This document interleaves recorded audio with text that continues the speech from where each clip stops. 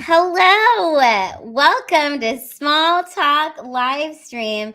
Hey guys, I am drinking my positivity. It is piping hot. The tea is piping hot. Oh my God. What's up, Prof Joe? I'm so happy that you're excited to be here. I am excited to be here too. Streaming together. What do you think of my new camera? Got my new camera. I'm loving it. Oh, hold on. Make sure you guys like and share the stream. Hold on. Hit that like button. Hey, y'all. I just got home from the comedy club. I was at TK's tonight with Adam Hunter. Wow, it's been such a busy week. Been on Alex Stein, Chrissy Mayer, and Keanu Thompson are in town. We just had our show at Hyenas last night. Oh, thanks, Prof Joe. My outfit, you like it? And then today I was at TK's in Addison. I wasn't really hosting. I was actually like running the whole show. I had to seat everybody that was at the comedy show, and then I had to introduce the host on stage, and then after the host did his like 8-minute set, I timed everybody. Then I went on stage and did about 12-15 minutes, and then we had our feature act who did 15 minutes, and then of course Adam Hunter, who ended up doing 45 minutes, which was hilarious. I've known Adam since I started my stand-up career back in 2016. So it's always so good when I get to see him. But what was I going to tell you guys? Yeah, I'm exhausted, but I just wanted to hop on here and hang out and tell you about the show. Because first of all, I'm so excited about my outfit. Yes, it was a solid night, Dylan. Both of the shows were completely packed out. But again, I've got to explain this guys to you. I not only did I have to perform on the show, I literally was running the whole show. So I had to check everybody's tickets and seat everybody. And the showroom fits about, I want to say like 100, 120 people or so. And it was I'm pretty sure it was like almost no seating left. And I had to seat everybody. The first show went a little more smoother than the second show, but I don't know. It's kind of interesting. But let me talk about my outfit because that's what's the most important right now. I need you guys to see my outfit. I went with the mob wife aesthetic, okay, which I think is just so great. Oh, thank you for sharing the live, Prof Joe. I just retweeted that. Okay. I'm so excited about my jacket that I wore. Let me get a picture of my outfit so you guys can see. Perfect. I'm going to share screen with you guys. Setting. Hold on one second. Present. Okay. If you've been watching the stream for a while, you know that I just recently learned how to share screen. So this is, I'm making big moves, you guys. This is like a really big deal. We're moving on up in the world. We're making big moves on Small Talk live stream. Okay, so got it. Here it is. This is my outfit. Look how cute my outfit was. Oh my God. Look at the mob wife aesthetic. The fur coat. All right. My fur coat that I told everybody on stage was made of genuine teddy bear fur hamster, and it killed. So, hey, Abel. Oh my gosh. It's so great to see you here, but it was even more amazing to see you last night. Okay. For those of you that don't know, Abel is freaking awesome. We love Abel. He is always hanging out in the stream and supporting and just wonderful. Let me show this really cute picture I took of Abel last night. Abel with Alex Stein. Abel, you are going to be on Alex Stein. When are you going to be on Alex Stein's show? I think Abel is supposed to be on Alex Stein like February 1st. What's up, Dat Boy? Thank you for showing the love. Thank you for coming here from the chat rats, and now you support Small Talk, which you're a sweetheart. Put a bunch of hearts in the chat, okay? If you love me, put hearts in the chat. If you are a sweetheart, aka a fan of Lila Hart, you will put hearts in the chat. Yes, Eric is a mobster. And Abel is going to be on the show. He's going to be on the show next week, so it's going to be awesome. I'm so excited to watch. All right, so let me show you guys more pictures from last night. Oh, here's James. James is amazing. We love James. James has seen me and Chrissy perform 6 times this year. Me, Chrissy, and Keanu. He's literally seen us 6 times. There he is with Alex Stein, Keanu, and of course, Chrissy and Keanu. But I love James. He's just so amazing. And see, that's what I think is so awesome about this community is that I get to see you guys. Oh, thanks for all the hearts. Thanks for the hearts. Thank you. Thank you. I love that we get to hang out, and actually we hang out in the chat, and then we hang out in real life at comedy shows, and it's amazing, and it's so much fun. Okay. Oh my gosh, I have to talk about this. I thought this was the coolest thing ever. This guy, Matt, he came to the comedy show last night, and me and Chrissy have the cutest picture. It's why can't I think of it? It's slipping my mind. It's what is the picture that we have? I'm Chibi. See, I'm Chibi. Chrissy got this for me. I'm Chibi.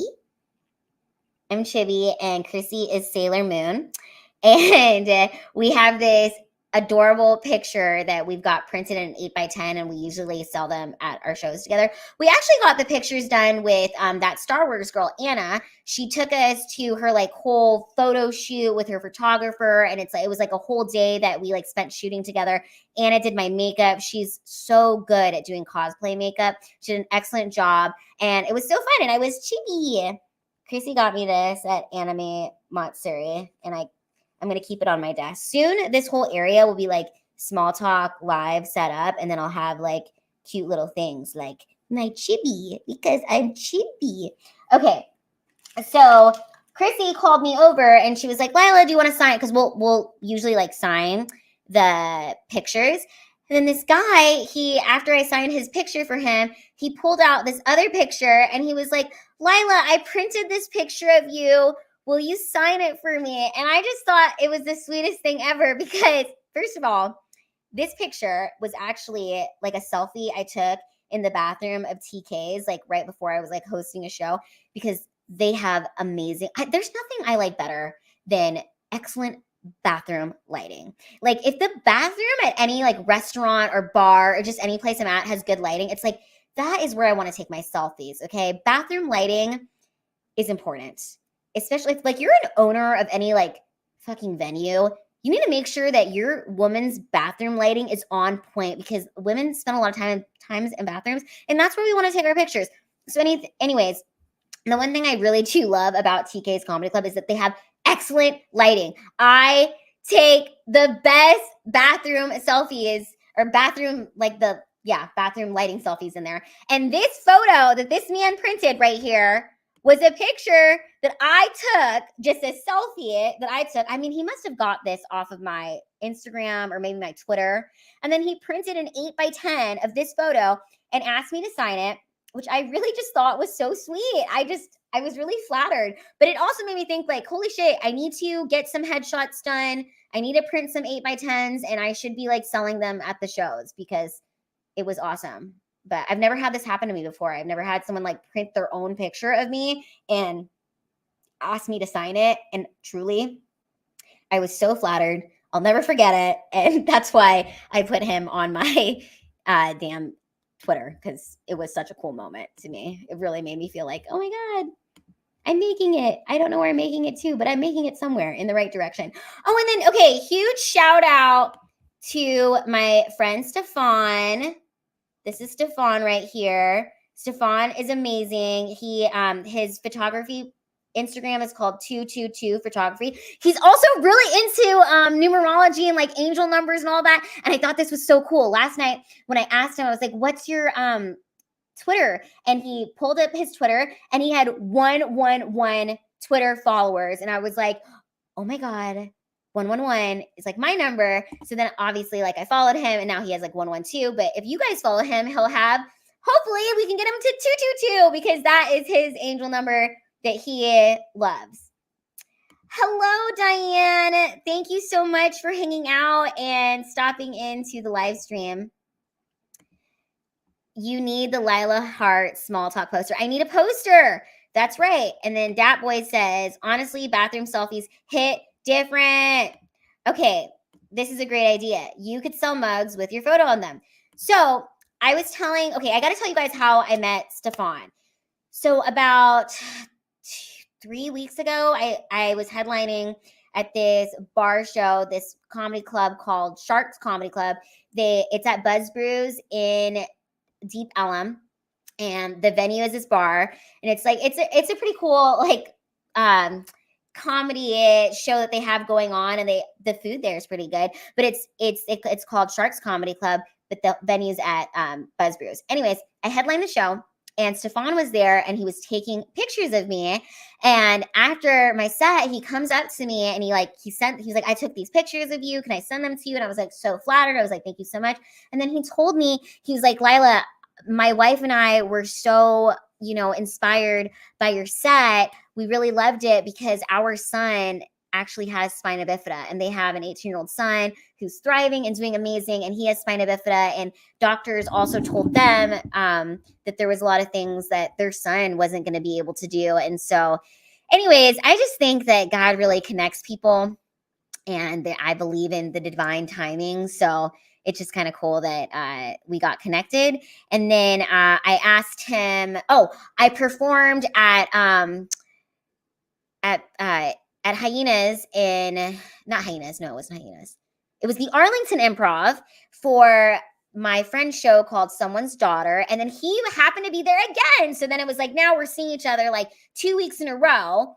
And he took amazing pictures of me on stage. And then I was like, hey, like, if you're not busy, would you mind coming to this comedy club that I'm going to be performing at with the headliner I tour for a lot. Her name's Chrissy Mayer, and Keanu Thompson's going to be there. And like, I think they would absolutely love if you came and took pictures of us. And he was like, oh, absolutely. I'll totally come. And then he came and he took the coolest pictures. He took really great shots. Let me show you guys some of the pictures that he took. Oh, wait, let me go here really quick. Boom. Look, there's me and Abel. Aw, so cute. Okay. So Abel doesn't know when he's going to be performing, when he's going to be a guest on Alex's show. He says, I'm back. Sorry, I'm at work and got a phone call. I spoke with Alex, but haven't confirmed with his producer yet, since I just realized that I worked the day Alex told me. I got to confirm with my job. Okay. He says, before I tell Alex's producer. And then also he wrote, see, I'm telling you, with the angel numbers, he wrote this at 1:11 a.m. All right, maybe I'm looking into it too much. Anyways, Abel, you're gonna do great on Alex's show. You're gonna have so much fun. Have you done it before? Have you been in studio with him before? What's up, Welshie? Okay. Let me go back to the pictures. Okay, this is a picture that Stefan took of Chrissy. Look how cute she is with the bump. Aw, Chrissy was amazing last night. She did such an incredible job. She did literally 45 minutes of brand new material all about her pregnancy. It was so amazing to watch, like truly impressive to see. And like, I've been touring with Chrissy now for almost 2 years. And she just messaged me. Hey, I'm home, and Chrissy just messaged me, and I'm streaming. Okay. So, anyways, Chrissy, I've been touring with her for like 2 years now, and I have grown so much as a comedian since I've been touring with her, and I'm just so happy for her and her pregnancy, and she's going to be such a great mom. Okay, let's see. Okay, there is also this amazing picture of Keanu. How cute is this? Stefan took this photo of Keanu, and I just love it so much. Let's see. Let's see more. Okay, this is a really funny picture of Alex Stein. I took this photo of Alex Stein, and it's just so funny. Actually, my mom's comment made me laugh. Look at what my mom says. My mom was like, "Is Alex praying?" That just cracked me up.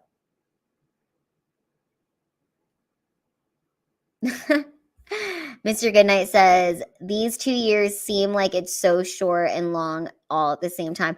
I know. It's really bizarre. It's, God, is time even real? Like, what is time? Sometimes I feel like we're speeding up, and then I think we're slowing down. Then I think we're switching timelines. Have you guys heard of that theory that, like, we're switching timelines? I saw this.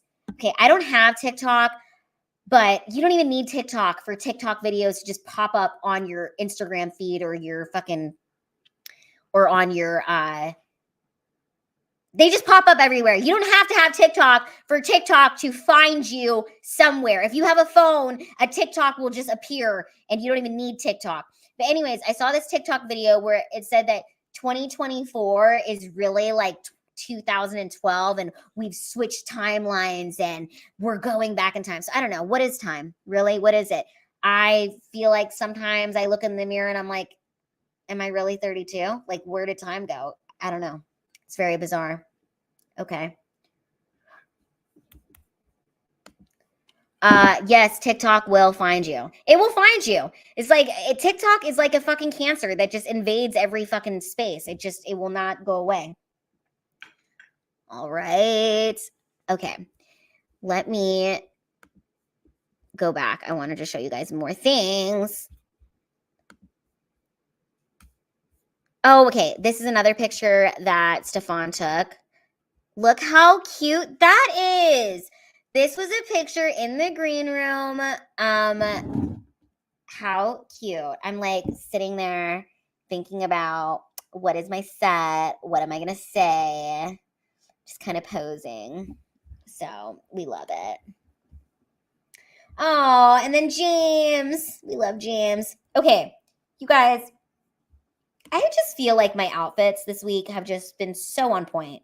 So on point. Look how cute. I am a cowgirl. I look like I'm about to herd some cattle. I'm just loving it. I'm just loving this whole look. I'm excited. And here's Darius and beautiful Chrissy and Keanu. I think Keanu looks so good in pink. I love pink on her. It's my favorite. Okay. Look how cute we are here. Aw, this is a great picture of Chrissy. I like her hoop earrings. Okay, we need to watch this because this is amazing. If you didn't watch Alex's stream, I actually punched Darius and it was incredible. So we're going to watch this. We're going to watch me punch Darius. Are you guys ready for this? No, we'll do it this way. Hold on. Okay. Oh, thank you. Yes, 100%, Lila. I gave you props in Alex's chat as an underrated style icon. Oh, that just makes my day. I'm a style icon. Well, I am a Taurus rising, so what can I say? You know, outfits are my thing. Okay, let's watch this beautiful, beautiful punch. Here we go. So if Lila hit you, you would kick Lila's ass, is what you're saying? Well, no. I mean, you're friends with Lila, but I'm saying you see her on the street. Let me punch you one time. Yeah, punch him one Do time. it. Lila, give her a punch. Time. Let's Do it. Punch him. Just one time in the head. No, just in the arm. Let's see.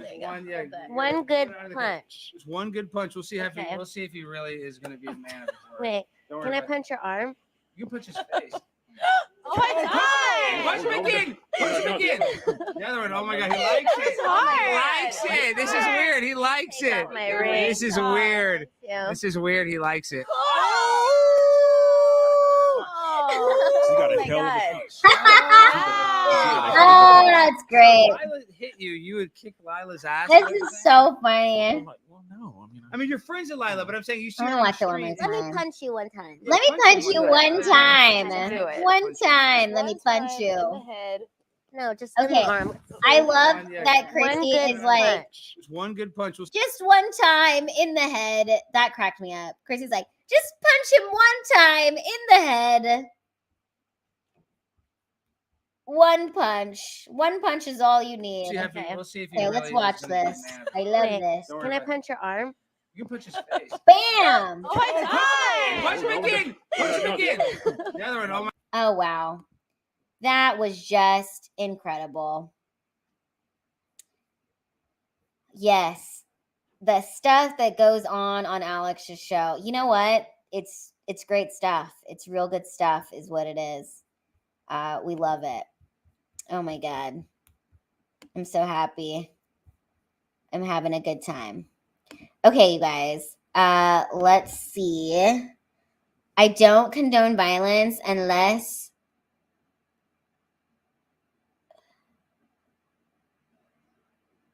I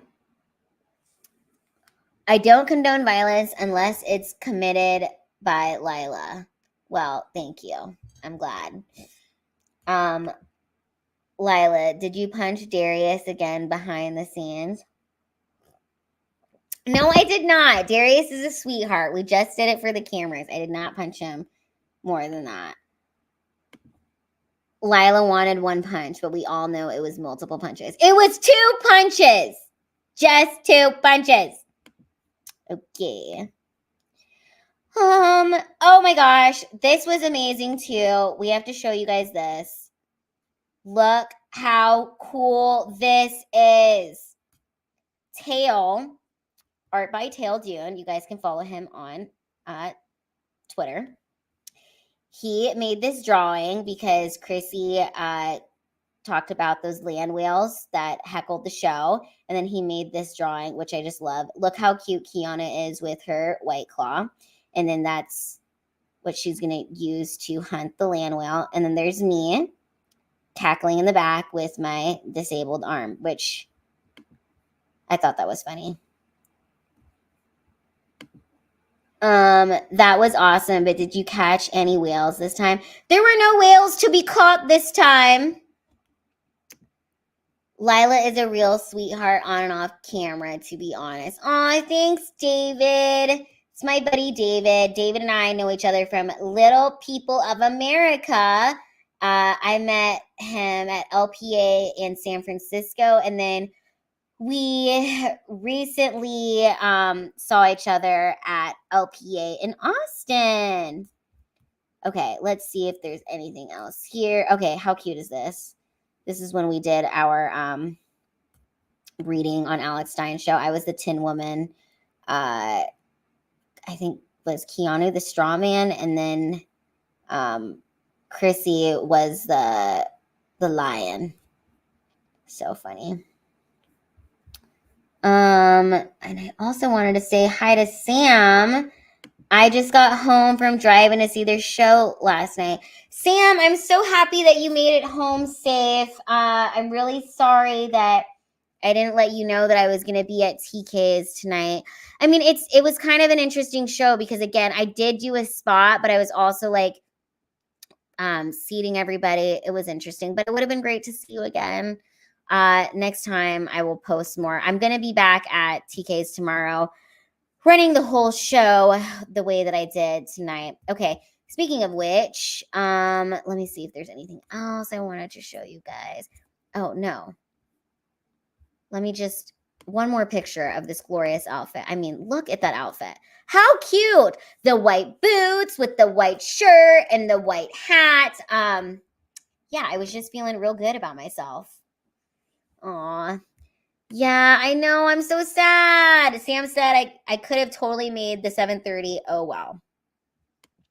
Yes, I was at TK's. I'm going to be there tomorrow night, too. So, okay. Well, I couldn't go. I was waiting for a call today. All right, Abel. But I'm going to be there tomorrow. So if you want to come through tomorrow night, I will be, I'll be there. Sam says, she's not eating on stream. What is going on? What is going on is I'm drinking positivity. That is what I'm doing. I'm drinking positivity. Oh man. Okay, I'm gonna be there at 7:30 and at 9:30. Those are the two shows. Exactly. Color coordinating. Yeah, I feel like I've just had really great outfits this whole freaking week, and I'm so excited about it. I will show you the other. Well, you guys saw. I'll show you if you haven't seen it. Look at this. I will show you this. Look how cute we look this day. We were all jewel tones, as Keanu said. She's the green jewel. Chrissy is the blue jewel, and I am the red jewel. And then Alex always looking dapper with his suit and tie. First of all, I loved how Keanu and Chrissy were both in velvet. It was just fascinating. Oh my gosh, this is funny. Lila, you're wearing makeup at 1 a.m. What club did you just come from? Okay, I'm wearing makeup because I just got home from the comedy club and I am stage ready. And I thought, okay, my makeup looks so good. I should go on my live stream show so I could show you all how fantastic this looks. And I thought maybe you would just love it. David Hill says, Alex is so damn tall. Yes, he I think he's like 6'2". Oh my goodness. Yeah, this tea is great. This tea is the positivity. It is giving me the energy and the positivity that I need. I love your makeup. Thanks, Prop Joe. Thank you so much. Okay, so let me tell you about tonight. I got to the comedy club and TK and Kara, they're out of town. So normally at TK's comedy club, TK will seat everybody, but he wasn't there tonight. So he asked me to check everybody's tickets and to seat everyone. And there's different tickets. There's VIP and then there's general. And then the VIP, there's like different spots that they can sit in. So it's a little bit confusing because you want to make sure that everybody feels like they're getting a good seat in the house, even though like every seat is pretty good. But, you know, people like pay money for these tickets. They want to feel good. And I'm talking to everybody and I'm seating everybody. And here's the thing, like they don't realize that I'm also going to be performing on the show, right? So I seat like 100 people. And then after I seat them, I have to go on stage and be like, hey, welcome to TK's. And also press the little red light if you need to get your waiter's attention. Press the button and you can get your waiter's attention, yada yada. And then hold on, let me have a sip. I was like, and now give it up for your host. And I had the host come on stage.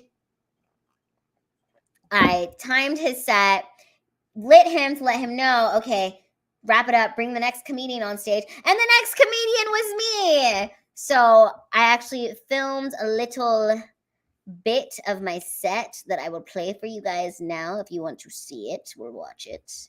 We will watch it together. Here it is. We'll watch this little set. They've really got me running the phone. We'll start. Okay. Let me make sure this is right.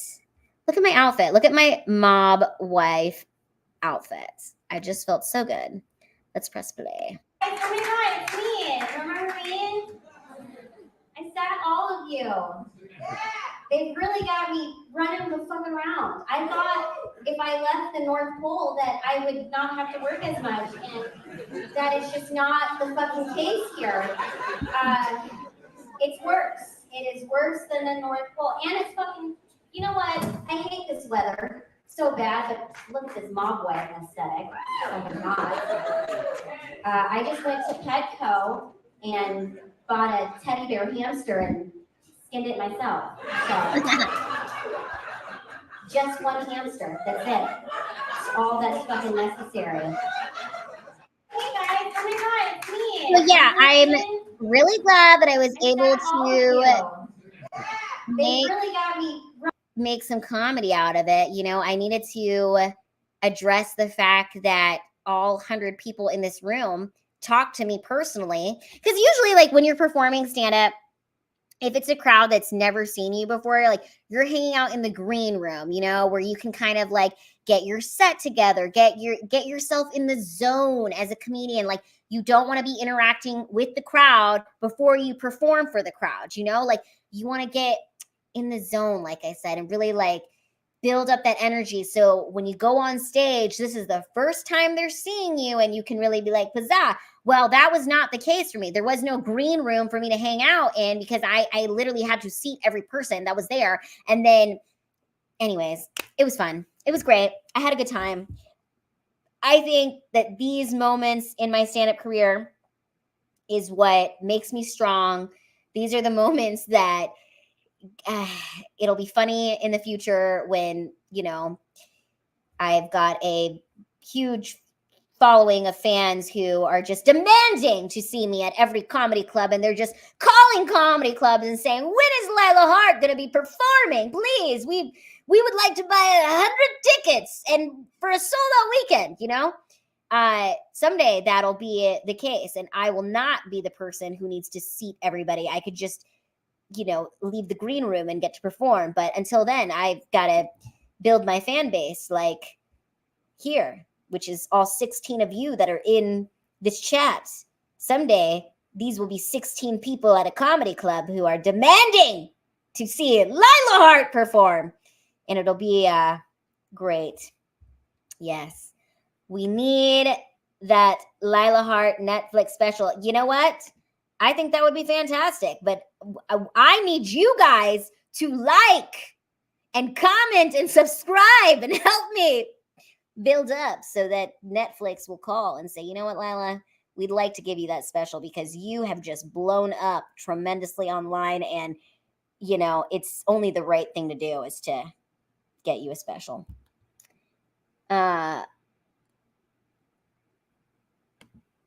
You are way more out on your own than you are if you are in a performance like a band. Yes.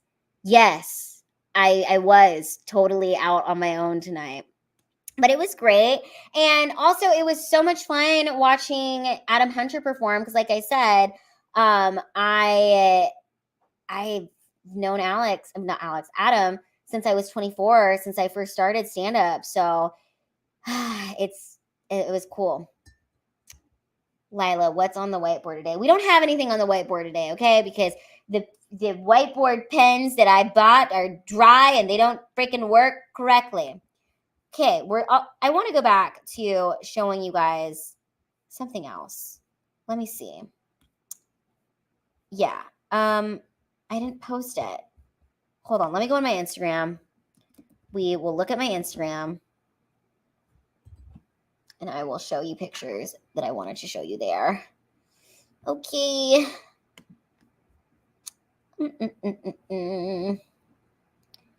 Okay, we're on my Instagram.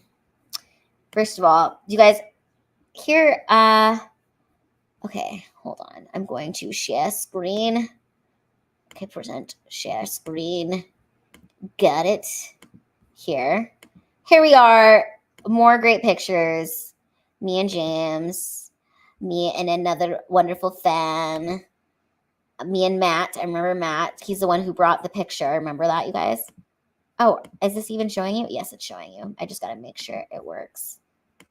Boom. And then there's Taylor, who drew this drawing, and then he had all of us sign it, which I just thought was so sweet.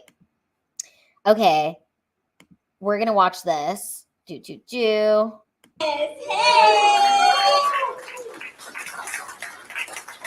Can I get a yeehaw? Yeehaw!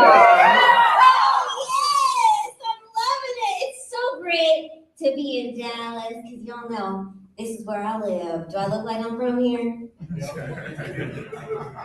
Because if I'm being honest, I just illegally came through the border just 15 minutes ago. I thought it would be the best way to get treated like a first-class citizen, you know? I mean, I just hopped in someone's backpack and came right through. Just hopped in the mochila. Mochila means backpack in Spanish. Backpack. It was right next to the map. It was like, go to America. Biden sent it to us, so.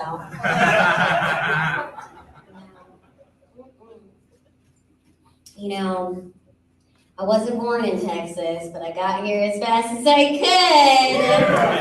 Wow, Dallas! Hey! Okay. Awesome. Do you guys see that jacket? Do you see how incredible that jacket was last night. I mean, I love a good fringe jacket. It just makes me feel like I'm flying. It really makes me feel good. Okay. I'm trying to do something really quick. Hold on, guys. Bear with me. We are learning to do things. 1 second. Hold on. Okay. I'm trying. How do I? Okay. Hold on. 1 second. Add as moderator. Okay.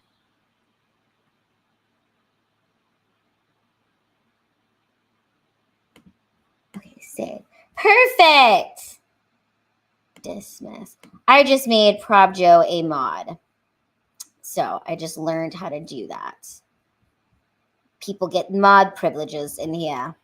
You guys, I'm just learning how to do a lot of this stuff on YouTube, okay? This is all, we are learning together, and look at that. It's happening. Okay, boom. We got this. First of all, I have to tell you, mochila does mean backpack. And I know this because I took 3 years of Spanish in high school, and mochila was my favorite word because I had a little backpack, and I was like, mochila. So,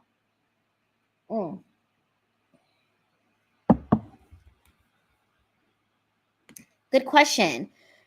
Good night, Mr. Said. Here's a good question for you. Why is there so much conflict between comedians? They are critical to what is going on right now, and it seems like they are going after each other instead. You know why? Because I think that there is just so much competition in general between comedians. And like, for example, when we had, I don't know. See, I don't want to say certain things because I don't want to get my channel fucking messed up. But there's always been, I think there's just competition in life. And you would think, comedians, we were supposed to be the ones who stand up for truth and stand up for truth telling. But it's like, oh, this is good. That boy says. Ego, I think. Yes, people have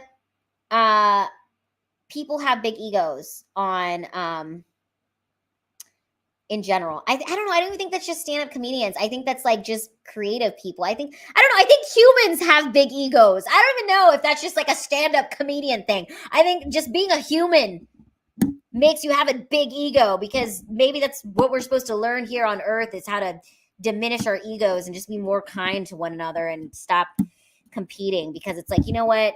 If I'm winning, then the people around me should be winning. If you know me and I'm winning, then that helps you win too.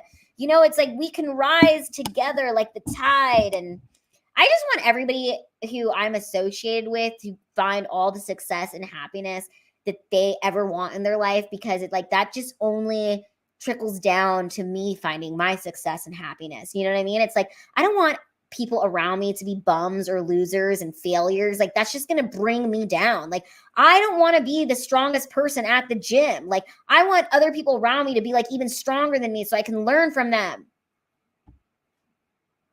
Yes. Abel says, people have huge egos. Yeah, we've all got big egos. I've got a big ego. Okay? I can admit that. But I'm trying to work on it. I'm trying to be more zen. I'm trying to be in the moment, in the now. And it's like, that's how I felt when I was on stage tonight. Even though I was like super stressed about the fact that, oh my God, I had to bring everybody up and it was like stressful. I was like, when I finally got on stage and I finally got to have my moment and the laughter, I was like, oh, let me really soak this in, because this is why I do all the stuff that I do, is for this moment right here to get the laughs. It really feels good. Teamwork makes the dream work. Thanks for clearing it up. Okay, hold on. I want to make sure that this works. You guys, 1 second.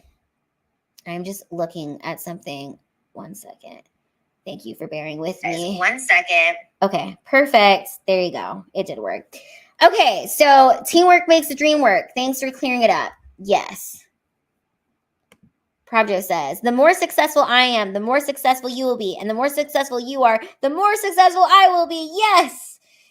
Yes, 2024. This is year to make money. This is the year to fucking get good karma, to rise to the top. Sam goes, problem is a minimum of ego is required to be any kind of performer. That's true. That's true.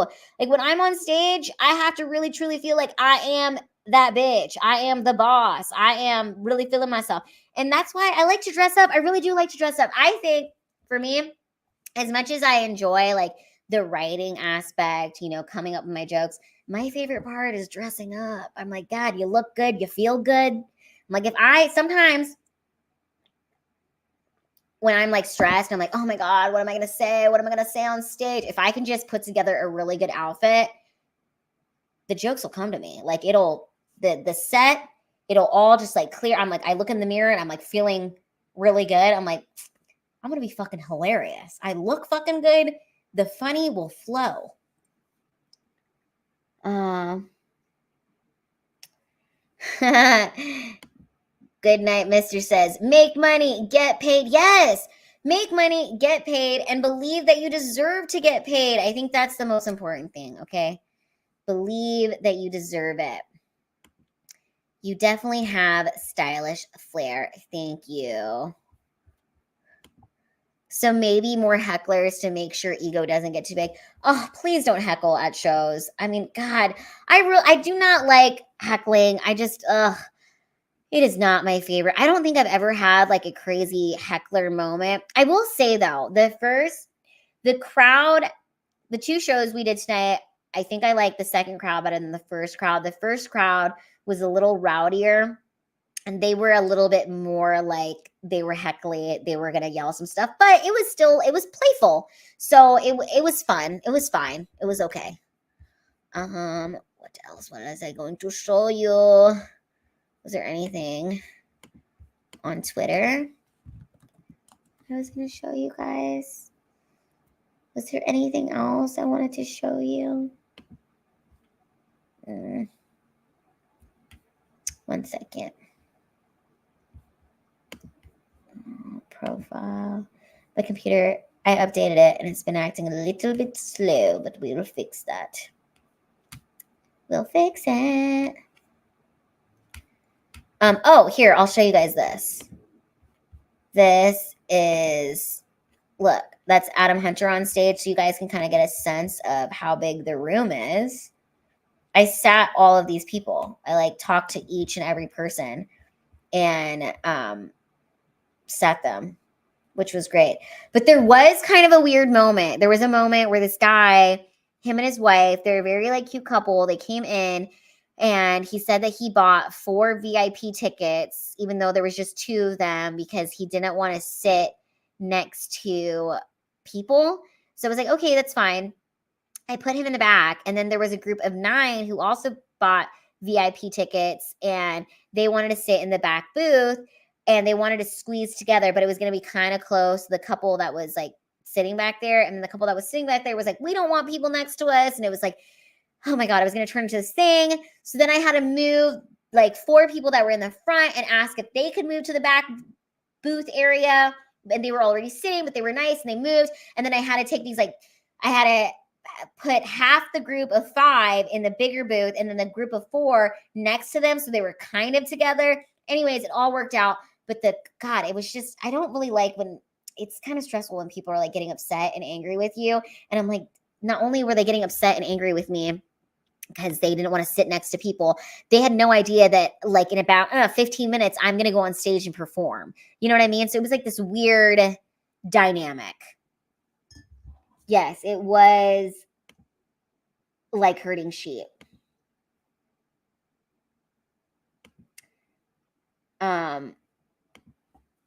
When I was on stage, I felt more of an entertainer, but I think that's different between comedy versus musicians.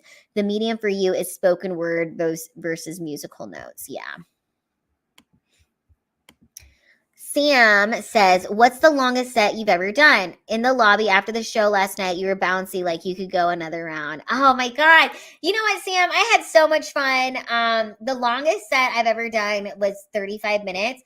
But I definitely have like an hour of material. I've just never been given that much time to perform that long. But again, I am so grateful for Chrissy because it's because of touring with Chrissy the last 2 years, and the fact that normally when I'm on tour with her, I can do anywhere between 15 to 25 minutes, depending on the show that we're at. But the most I've done with Chrissy is 25 minutes. But the fact that I've been given so many opportunities to perform a 25-minute set, it's helped me develop my hour. And, it's normal. When I'm doing shows in town, I'll get like 12 to 15. And then when you're first starting out, you may get 5 to 8 minutes. So it's hard to develop 45 minutes of material if you're not given that much time, because also like I have a lot of jokes, right? But then depending on how much time I'm doing, it's like, how long am I going to do the setup? Like, how quickly am I going to get to the punch? If I have more time, I can marinate in the laughs a little longer, like tonight I did my joke. I do a suicide joke where I talk about dental floss, okay? And like that's part of the setup of it. But last night I discovered when I was performing at Hyenas, I just said the beginning of the joke without going into the punchline, and like just marinating in the beginning and letting the audience think for a second by saying like, oh, I might commit suicide. How would I do it? Dental floss. And I just let the audience like, what is she going to do with the dental floss? And then they kind of get it. And then it makes it funny. I don't know. You are able to make your jokes flow so easily. Thank you, Prob Joe. I've worked really hard at this for a long time.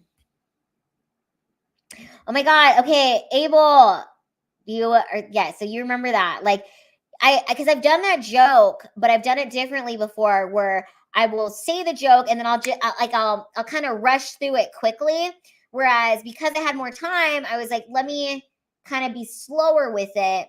And then because I was slower with it, because I had more time, the audience actually like laughed more. So yes. Good night, Mr. says. There is definitely crowd reading / room reading and delivery. Yeah, there's a lot of thinking that goes into delivering the jokes, especially like the more in the moment you can be as a comedian, the more you can. Another good trick for me too is like, so when I first started out, I never looked people in the eye, like how I'm looking the camera in the eye right now, and it feels like I'm looking at you and I'm having this intimate conversation. It's just me and you, even though there's 16 other people in this chat right now. Or if I'm talking like this, where it kind of looks like I'm looking at you, but I'm not really looking at you. I'm reading the chat. What I used to do on stage is I'd kind of like scan above the crowd, but I wouldn't make like direct eye contact, but it would kind of look like I was looking. But what I've been doing lately now is like looking people directly in the eyes when I'm telling my jokes. And when I look people directly in the eyes, it's almost like I can feel their energy more, and they can feel the intensity of my energy more, and it can make the laugh is just better, because I think we're all much more intimate and much more in the moment, and it's like they can truly just get where I'm coming from with the joke. Oh, good night, mister. This is like a master class in social behavior. Thank you. That's funny. I wasn't paying attention to the joke details since I was just having fun. At first, I was like, oh, once you drop the punchline, I was like, I love that. Thank you, Abel. Aw, I can look down the face of a barrel, but doing comedy, you have bigger balls than I do. Well, thank you. Thank you for saying I have big old, juicy, bouncy balls. Oh, thanks, Prob Joe. You're able to connect with people. And I think that's the most important thing. It's like, I think when you're doing any form of like public speaking, like the more vulnerable, honest, and real you can be, like people can feel it. People can feel when you're coming from a place of being genuine and being honest. They can feel that. And I think that just like people they need that. We're all craving that human connection. You should open up a members only section where you do some rough draft skits in front of your subs before taking it to the stage. We can tell you which jokes hit and misses. Okay. Well, that is why I'm streaming right now, even though it is 1:50 in the morning. I'm streaming because I need the watch time hours. We are not monetized on my YouTube channel yet. I need the watch time hours. So I am so grateful for all 16 of you that are awake and up right now and hanging out with me and watching this stream, because I need the watch time hours, and I need to I really need to get a schedule.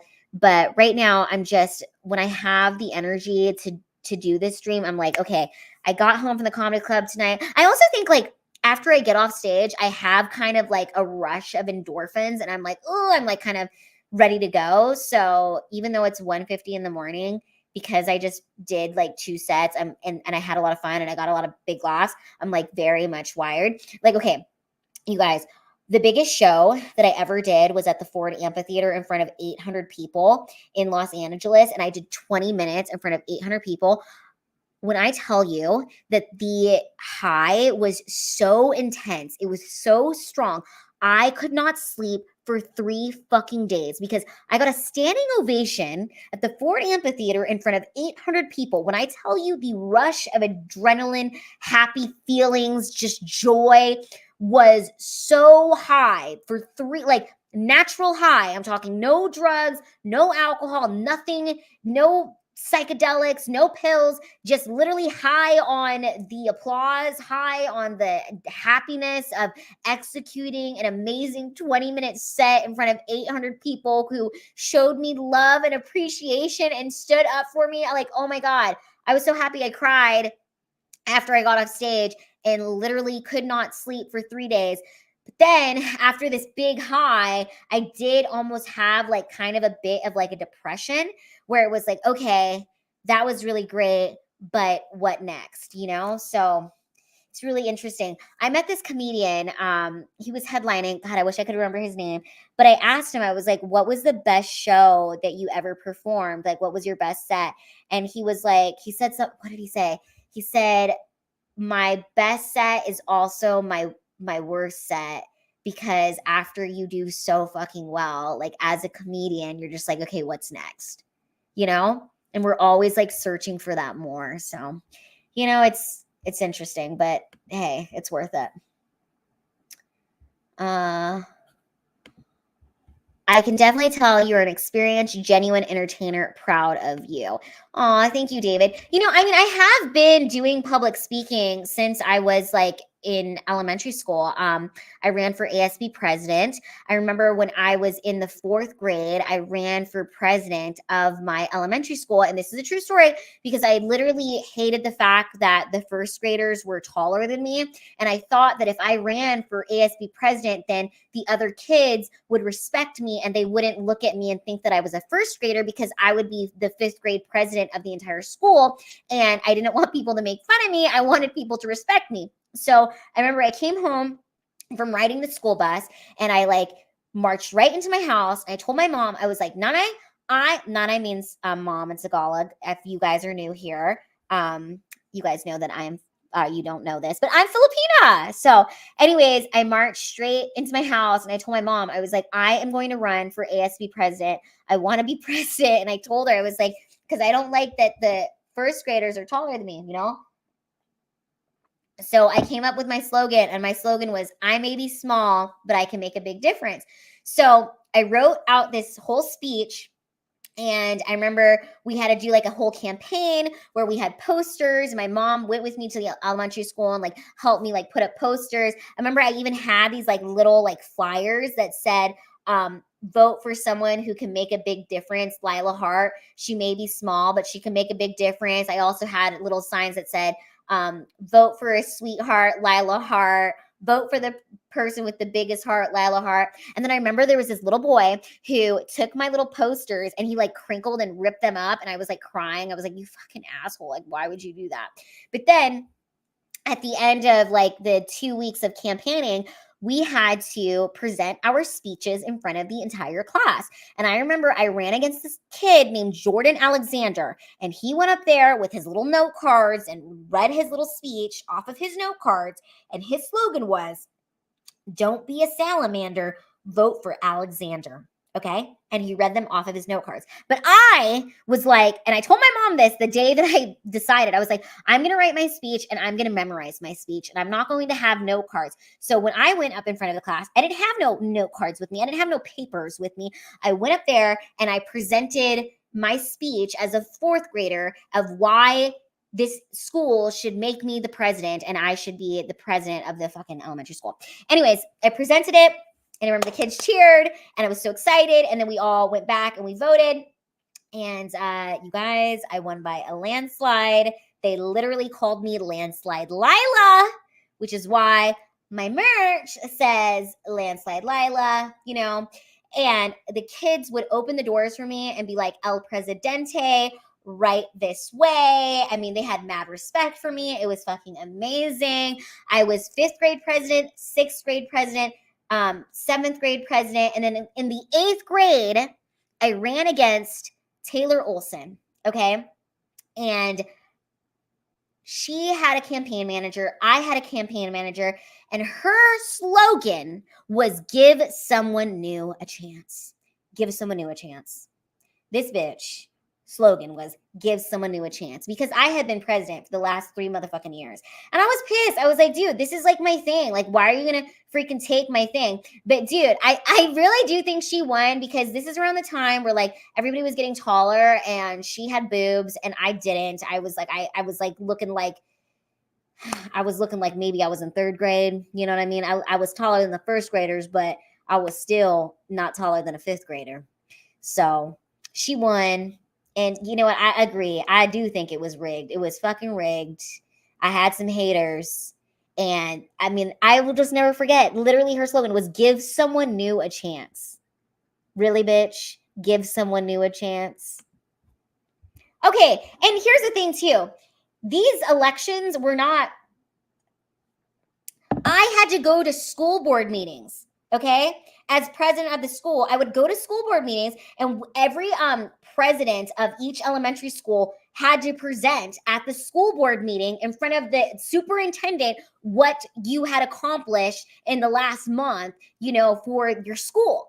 And again, I would memorize my presentation and I would deliver my presentation in front of the school board, like memorized, like a performance. And really, Taylor Olson had to take that away from me? I hope it was worth it. I was pissed. Oh my gosh. Abel says, let me guess. You were winning at first, and then at 3 a.m., she got more votes. Yeah, it was rigged. It was rigged. Her campaign manager. Keanu! How was the show? It was great. Do you guys want to hop on my stream and say hello? I will send you a link. 1 second. I'm sending Keanu a link so she can hop on. The show was great. I was telling everybody here about the rigged election at Sunnyside Elementary School. Well, the rigged election was at the junior high. But here, I just sent you if you want to hop on. Yay! But yeah, you guys, it was probably rigged. So me and Keanu, when we were in Vegas together, we were walking around and we told everybody kept asking if we were sisters, and we just said we were. Yay! Chrissy and I are almost back to the hotel. Okay, well, I sent you guys a link so you guys can hop on. I'm just going to be on here chatting with my 20 beautiful sweethearts. We're hanging out. Are we having fun, guys? Are you guys having a good time? Oh my God, Prop Joe goes, Taylor did use her boobs and her campaign manager was Elizabeth Van Patten. I think they bought votes. You know what? I think they did. I think they freaking did. For those of you that don't know, me and Prop Joe go way back. Prop Joe and I went to the same middle school, junior high, high school, and college. So that is why Prop Joe gets to be a mod in here. Okay, yay! Mr. Goodnight says, yes, we are having a blast. David Hill says, yes, always having fun with you. Abel says, I'm always having fun since I'm stuck at work and I got nothing else to do. And Goodnight says, they were giving HJs behind the bleachers. You know what? Probably. I should have won that election, damn it. I was pissed. You know, here's the worst part. I got to tell you. So every time I would do my speeches, my mom would always come. She'd always come. She'd always watch my performances. And if you guys don't know, actually, let me let my mom know that I'm live right now because she would like to watch this. Let's send her a message. Esper Hart. If you guys are not following my mom on Instagram or Twitter, you should be. Her is at Esper Hart on all platforms. And if you support me, she will support you, and she loves you guys. So, anyways, what was I going to tell you? I was going to tell you guys something. I'm confused. I lost my train of thought.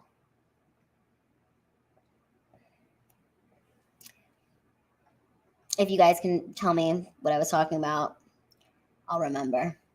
Oh, I remember. It just came to me. So, this is what I remember. My mom would come and watch my performances, okay? And I remember that the day that I was running against Taylor Olson, or she would come and watch my speeches. And the day that I ran against Taylor Olson, my mom was like, your speech was the best, but you are going to lose this election. And she told me. She knew. I mean, there was no way I was going to give someone new a chance, you know? I wasn't going to give someone new a chance, but whatever.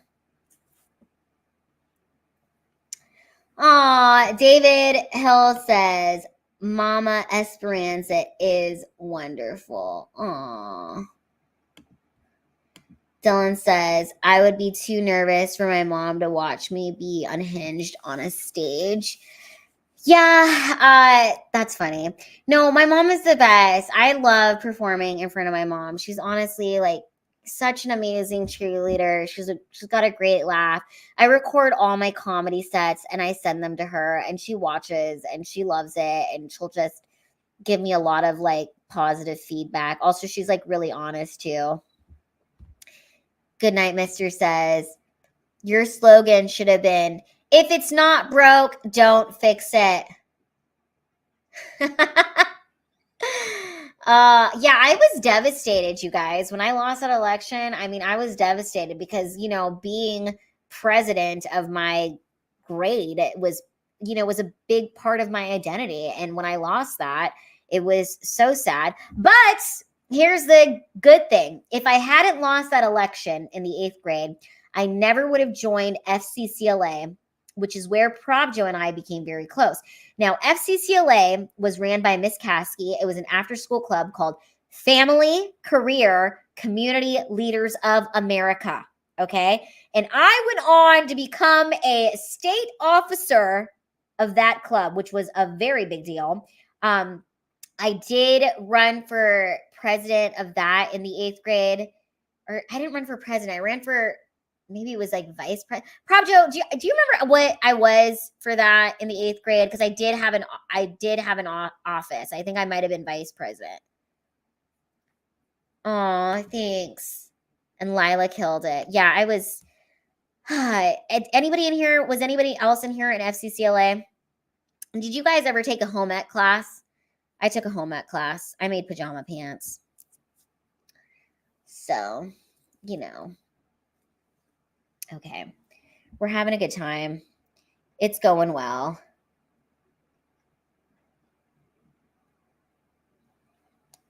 One second, you guys.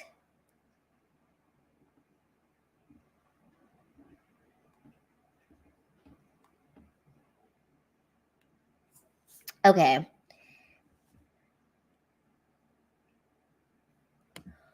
Oh, you ran for president and they gave it to someone who actually didn't do the job. We overthrew her.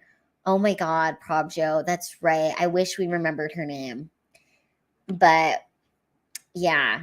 I would have never joined FCCLA, and FCCLA was a very big part of my identity in high school, and it was a fun time.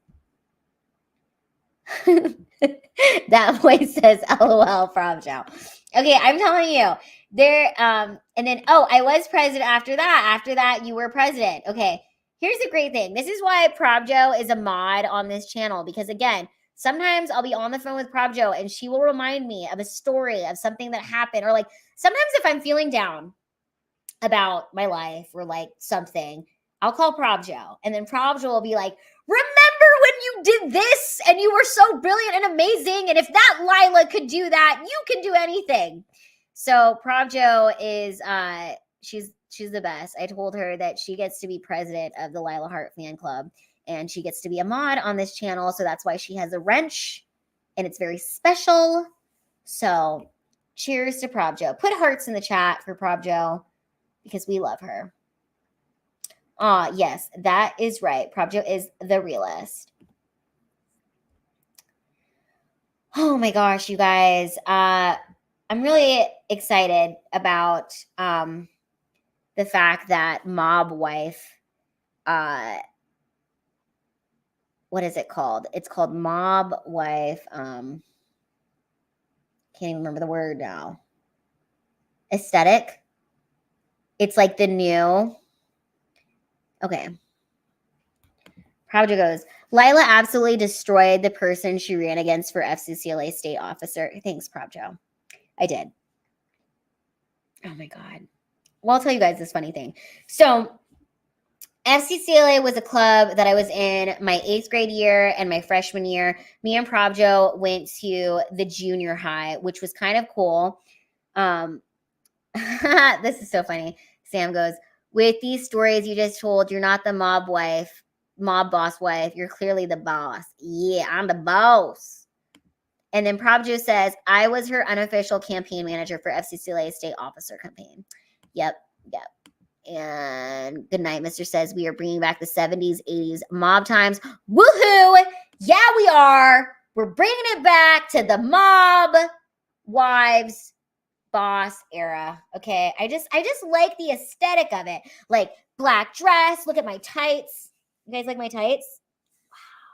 Wow. Ooh, nice. My tights. I love wearing tights. It's like an extra layer of skin. And when it's cold outside, it's nice. And I like these. Look, my legs have polka dots. Okay. So me and Probjo, we went to the junior high, which was 8th and 9th grade. There was like 3 different middle schools. So you either went to the elementary school and then you went to a middle school, which 6th and 7th, or there was other middle schools that was 6th, 7th, and 8th, and then you went straight to the high school, which was 9th through 12th, or you went to the junior high, which was 8th and 9th, which was kind of nice because then as a freshman, you're not really like bottom of the fucking barrel. You're still like top of the, you're still at the top. And then you go to the high school and you're not like bottom, you're like a sophomore. So it's kind of cool. Anyways, me and Probjo went to this damn junior high and there was FCCLA there. Then when I was in 10th grade and Probjo went to the high school too, she was in 11th grade, there was no FCCLA at our high school. But then our teacher, Miss Caskey, she ended up moving from the junior high to the high school and she restarted FCCLA. So by the time I was a junior and Probjo was a senior, we had FCCLA again. But there was a year where we didn't have it because Miss Caskey was at the freaking junior high and she wasn't at the high school. Now here's where the story gets amazing. When Miss Caskey comes to the high school, FCCLA had not been a club that had been open at the high school for many, many years, but FCCLA had a secret bank account which had $10,000 available for FCCLA students or, the club to use. And let me tell you, once I got access to that $10,000, we sure did use that because I went to all the FCCLA state meetings. I went to, where did I go, Probjo? I went to Washington, D.C. from that FCCLA fund. I went to the the national officer meeting that was in Orlando with that FCCLA fund. And by the time my senior year came around, we went through that fund. We went through all that $10,000. I was like, sayonara, peace, bitches. We spent that money, okay? And we used that money and we went to all the FCCLA events, national, state, local. It was destiny, Dot Boy. It was destiny. Oh, yes, I went to Texas. Oh, my God. I went to Dallas, Texas, and we had so we had to wear these, like, as a state officer, you had to wear these, like, I had a red jacket. Oh, my gosh, I should show you guys my old albums one of these days and just, like, show you pictures of me from high school and just these adventures. I've got pictures of me in Prov Joe that I'll show you. That will be fun. Have you and Prob always been in touch, or did you lose track and reconnect recently? Prob Joe and I have spent 12 Thanksgivings together. So at this point, she's basically my cousin. That's what we tell people. We're cousins. So we are cousins. Okay.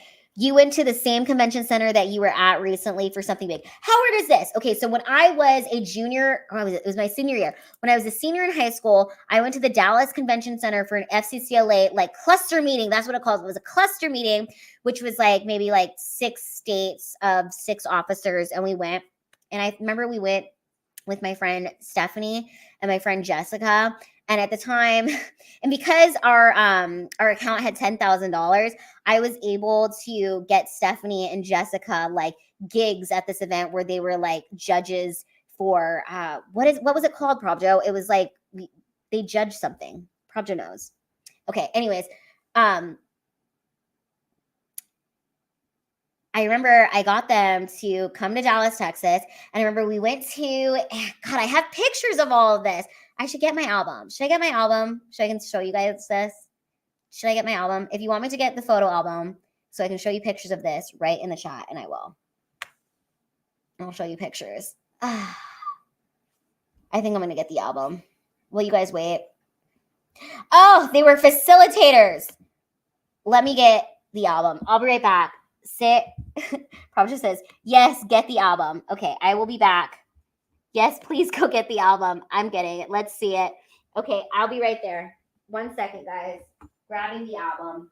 We're going to look at these photos together. I'm almost back.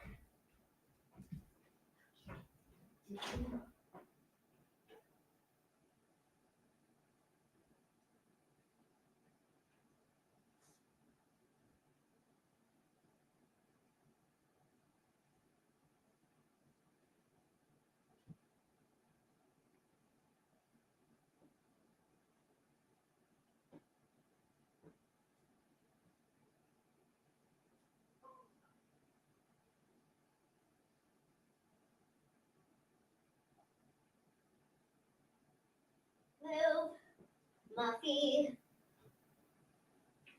Okay, muffin. You guys, I'm almost back.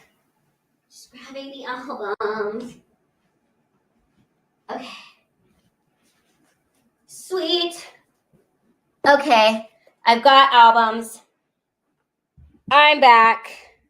We're doing this. I hope you guys are ready. Oh, okay. Okay, Prabhu says, the cluster meetings were something that occurred every X number of years. I don't recall exactly how many years. Okay. Prabhu, I've got a ton of albums. Let me, oh my God. This is so funny. Okay, you guys want to know something that's crazy about photo albums? Photo albums are a lot like Instagram, except we actually like printed our photos. You know, it's not like, this is like Instagram real fucking life. This is not like, okay. This is not the one I want to go through. Okay, 1 second. I know, this is a lot. Oh my God. We're having, the book is bigger than me. Oh, look at this. I'm looking for the FCCLA ones. Oh my God. god, this is so funny. You guys, this is kind of embarrassing. I can't believe I'm going to show this to you. Okay. Boom. I have so many pictures. So, this is... Oh my god, are you guys ready to see it? This is 16-year-old Lila with braces. There I am. This is me on the airplane on the way to go to Dallas, Texas. I remember this is me and Stephanie and Jessica. We went and toured where JFK got shot. See? You guys, look. This is Instagram real life. This is like actual, this is Instagram before Instagram. Oh my god, look how cute.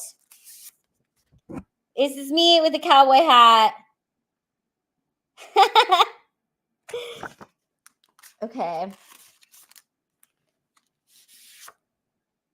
Look at us. Who would have known that in 15 years I would be actually living in Dallas, Texas?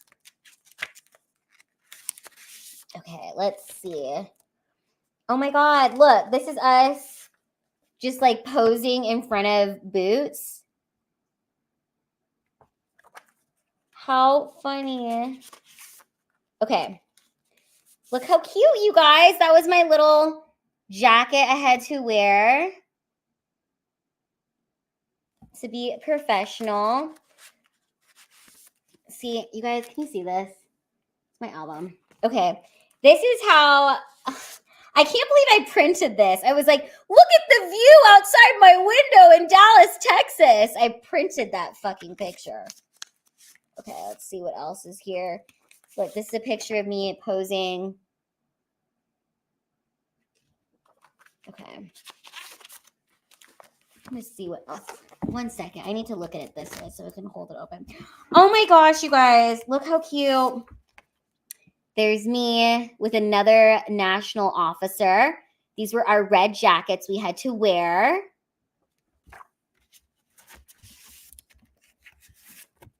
Me and Jessica at the hotel. Oh my god, me and other state officers. I was so excited. It's crazy to me that like I actually like hard printed all of these pictures. You know what I mean? Like, look, we posed outside of our hotel room. And then like I printed the photo so that I could remember what it looked like outside of our hotel room. And that is just so funny to me. I'm like, I need to remember what the hotel looks like. Oh, it's so cute. Okay. Guys, I'm going to keep going. Oh my gosh.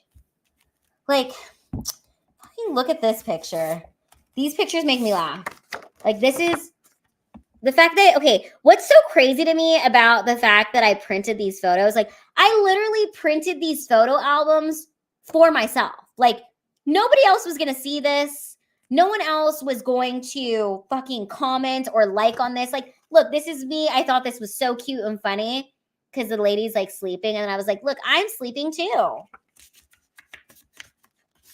It's like no one else was going to see this. And then you think about like now we like take a ton of photos and then we never even get them printed. Like, aw, look, me in my red FCCLA outfit.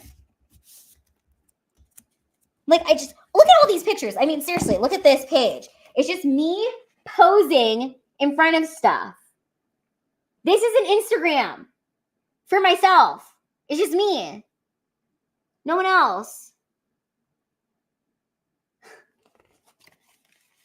I love that I have these physical hard copies of things. Oh, look. Okay. This is my cute cell phone. Oh my God. Look, I even posed, and I still do this. I posed with my suitcase. And then I'm posing with my Cowboys merch that I got. Yeah, this is Instaheart. Just for myself. Oh my God. This is when I had braces. Let me see if there's anything else worth showing to you guys from here. I'm trying to figure out which album I have pictures of me and Probjo in. Because I do have photos of me and Probjo that I want to show you guys. Aww. You guys, look how cute this is. It's literally like me and my friends hanging out in the hotel room, if you guys can see it. Still like hanging out in the hotel room. Aww. Like, look how cute this is. When we all went we went and played pool together. It's my senior year. And none of these pictures are on Instagram. None of these pictures were on Facebook. None of these pictures were freaking shared with anyone. Hold on. Getting a message. Oh, Probjo sent me a photo of us that I will show you guys. This is an old picture of me and Probjo. Look how cute. This is when I was Bob the Builder for this part of my speech for FCCLA. Let's see what else is in here. Oh my gosh, this is so cute. I mean, you guys, first of all, let me show you this picture. Why did I pose with this frog on my face? But I did. This is my senior year. I found a frog outside, and I thought, I'm like, oh, look how cute. I'm kissing a frog. It's me kissing a frog, hoping he turns into a prince.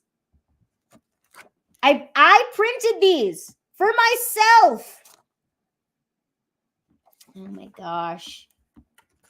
Probjo, if you have any more pictures, you can send me. Okay, this is my beloved teacher, Miss Caskey. I have a picture of her. Oh, goodness. It's ripping. My Insta heart is ripping. This is Mrs. Caskey, my teacher. I was actually what is that class you take? It's like a teacher's aide or whatever.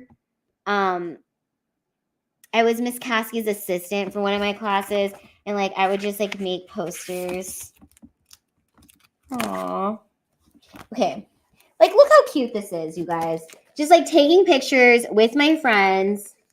None of these pictures were posted anywhere except for in this album. That's just like what blows my mind is that these pictures weren't posted on Instagram. These pictures weren't posted on Facebook. I had to actually literally go get them fucking printed, and then I would get multiple pictures printed. I think this was like the last day, like the last week of school, and I was just taking pictures with my friends. Oh, Probjo is right. I was a TA. Teacher's assistant. Aww. It's the gum wall. Okay, this is so funny. I remember, okay, so me and my friends spent a day in Seattle, okay? Like we went to the gum wall. We went to go see the pig. We went to go see the troll thing under the bridge. And then I remember we were walking around and I just thought this guy was cute. I have no idea who this guy is, but this is back when, like, do you remember when guys had like the long hair in, what year is this? 2008, 2009 or whatever. I just thought he was so cute.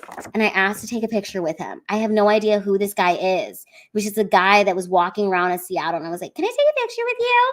I was like, oh my God, he looks like he could be in High School Musical. All my friends thought he was so cute. And I got a picture with him. And I don't even know who the hell he is. But he's in this photo album that nobody got to see in the world. Except for me and my friends. Okay, and we like set up a self-timer to take these pictures of us on the troll.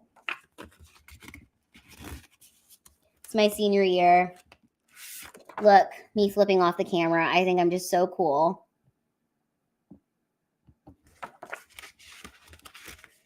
Probjo says, Lila, I used to live within walking distance of the Fremont Troll. Yes, look. It is a troll underneath the bridge. This here has a date is May 7th, 2009. Oh, that's Cody from The Sweet Life of Zach and Cody. This is from 2009. Aww. You guys want to see my parents from 2009? to my parents in 2009. Look how cute. So cute. What a different time. What a different time, you guys. Oh my gosh. How cute. I think these are... Okay, this was the last day of school, my senior year. The last day of school. I'm like just taking pictures with all my friends. See what's in here. Look. I just like, my mind is so completely blown that none of these pictures were printed. I mean, like, nobody else saw these pictures except for me and my friends, which is just crazy. Like, and the only way my friends would see them is if they came over and, like, looked at my photo album, you know? This kind of makes you nostalgic for that time. What a time, what a time. See, look, just taking pictures with all my friends.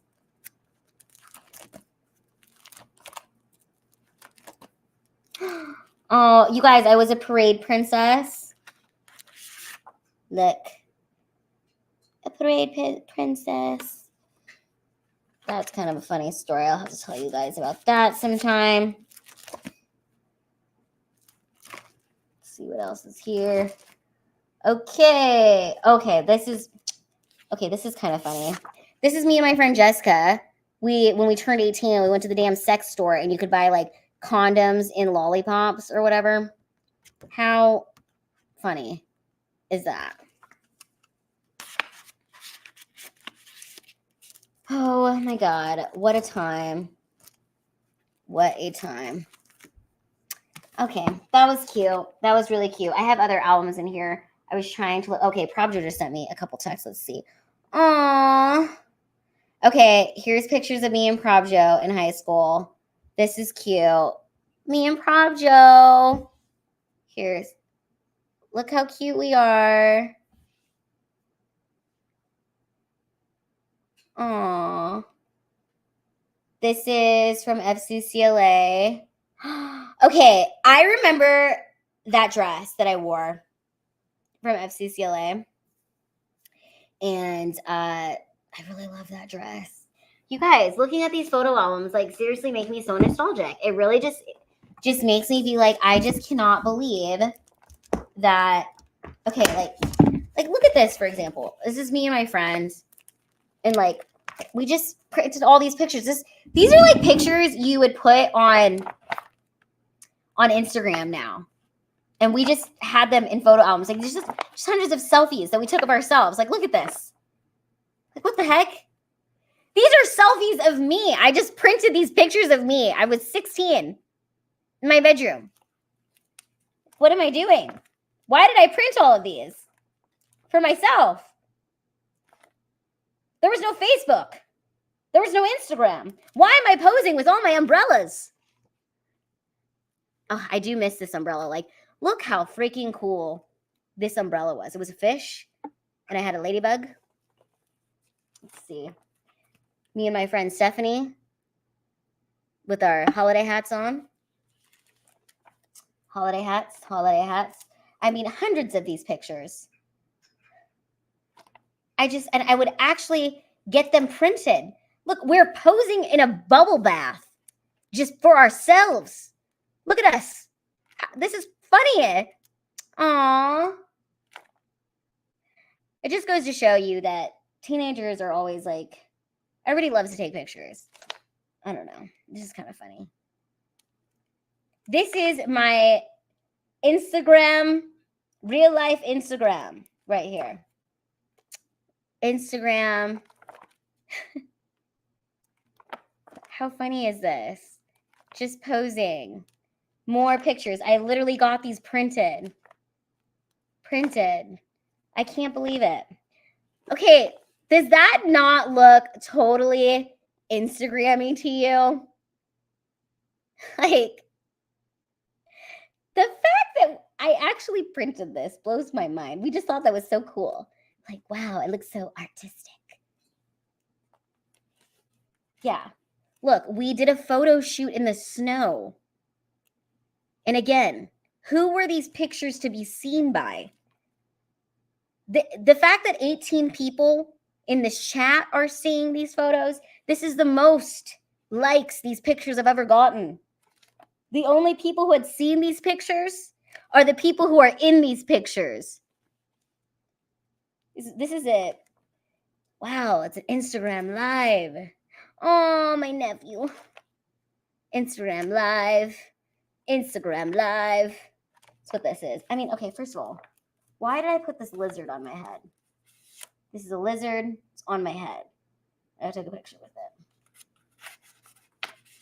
Probjo said, it's cool. Thanks, Probjo. Oh, okay. I remember we made these signs that said, we love Megan Rogers, because it was Megan's 16th birthday. And then we got these printed, and then we put them on a poster board where, like, we wrote all these things we loved about our friend. Oh my God, how funny is this? We're like, wow, do we look like cool, sexy librarians?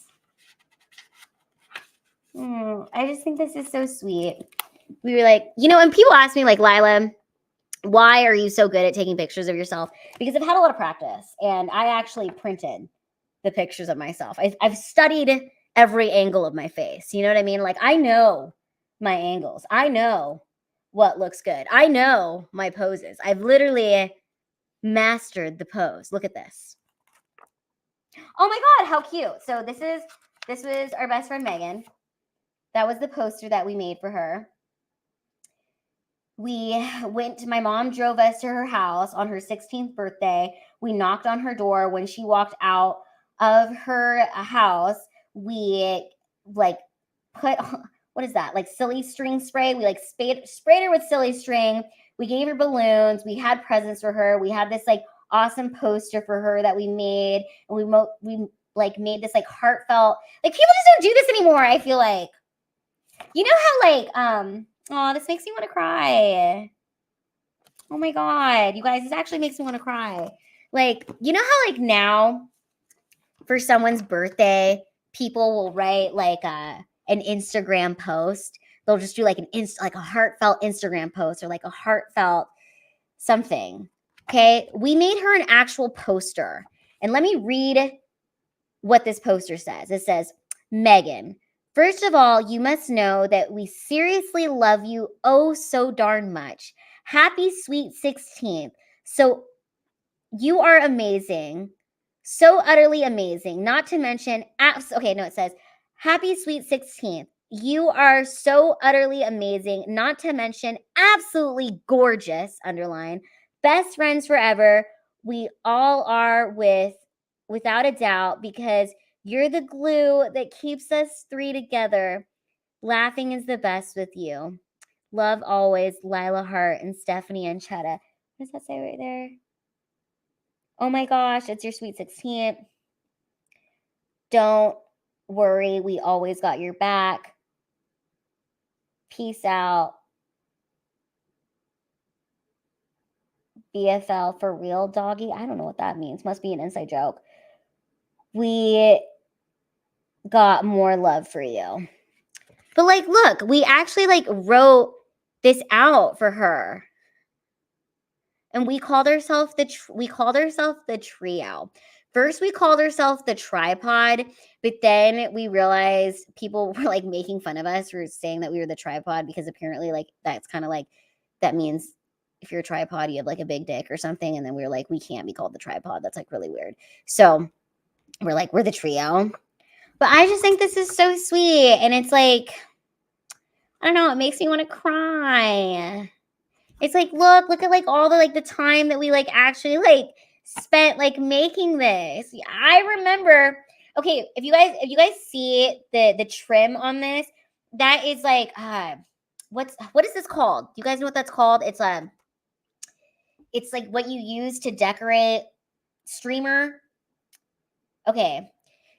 It was like streamer, but I like scrunched all this like streamer up together and like made this fucking border for this.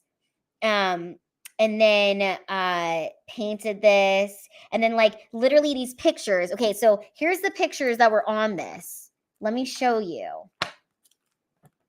Hold on, where's the picture of me and Stephanie? Okay. We literally got these printed, these pictures that said, "We love you, Megan Rogers." I actually printed that on my computer. We posed with it with our matching bows.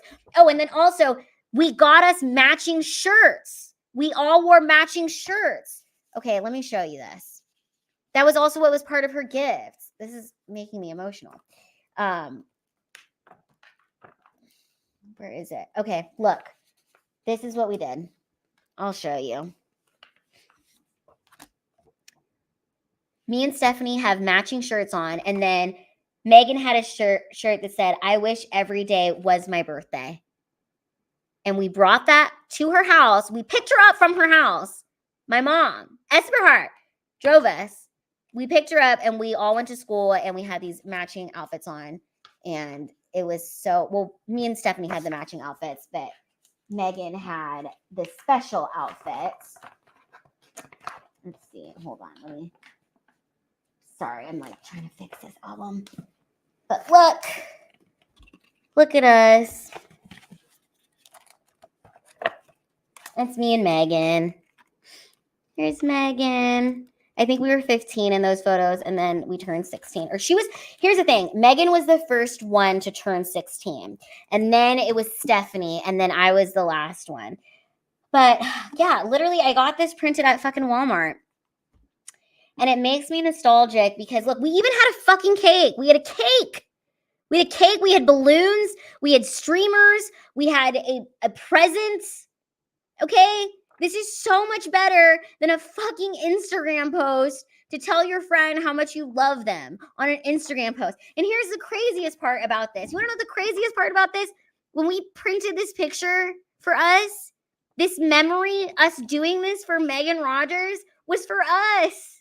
Because we really wanted to. It wasn't to post on fucking Instagram or Facebook and be like, look how good of a friend we are to Megan. It's like, no. Oh, it's making me cry. We were actually like friends. And I just think that's so cool. Because you know what? Now it's just like, I feel like friendships, how many times do people like really just like do stuff because yes, bring back real life. It makes me cry. Oh my God, I can't believe I'm fucking crying. Make real life great again. I'm laughing at myself for crying, but I just think, you know, like looking at this, it makes me laugh because it makes me cry, but it also makes me like laugh that like, wow, like we did all that super sweet shit for Megan. And it wasn't to fucking, it's like, you know how like now like people will like feed the homeless, but they'll like take a video of themselves feeding the homeless. And it's like, did you really want to fucking feed the homeless and be nice to them? Or did you just want like the internet clout to fucking do it? I think it's so cool that me and Stephanie like loved Megan that much. And like we wrote, "You are the glue that keeps the trio together." And we loved her that much that we fucking did all this shit for her, like really went out of her way. And this is like, we didn't even have licenses yet. So I had to ask my mom to drive us to the mall, drop us off at the mall so we could fucking find shirts for us to match, drive us to wherever we needed to get driven to so we could get all the supplies, you know, and then we went and printed these photos for ourselves. And it wasn't for internet clout. It was just for us. And yeah, sometimes I really do miss real life because I can't even think of like, when's the last time you really just did that, you know? And I think she remind us, it's like, just do kind things for people, even if no one's watching, because it fucking matters. I can't believe I cried. Wow. I mean, like I said, I cannot go 48 hours without crying. I can't do it. I just can't do it. Let's see. Okay, look. Here's me baking I remember I asked my mom to take a picture of me because it was the first time I was baking cookies. So, me baking cookies. Aw. See if there's anything else in here. Yep. Here's just more pictures of me, Megan, and Stephanie. All of us. Okay. Woo. Can you guys see this? Yeah, you can. Here, I'll do it like this. I just think it's cool. We took all these pictures. Okay. I remember we spent the night at a hotel by ourselves, and we thought we were the coolest ever for doing that. Spending the night at a hotel on our own. So funny. Yep, the trio, aka the tripod. The tripod. Okay, here's what I think is funny. Oh, I gotta tell you guys this story. So Megan and Stephanie, I'm still like, we're obviously not as close as we were when we were in high school and middle school. I mean, we were like so close. But I used to write letters to Megan when we were 15. I wrote her so many letters that said, one day, Megan Rogers, you're going to wake up 30. And I wrote her all of these notes. And even though, and her and I are still connected on Facebook and stuff. And then I remember on her 30th birthday, even though her and I hadn't seen each other maybe like 5 or 6 years, I sent her a bouquet of flowers, and I just wrote on the card, I told you one day you'd wake up 30.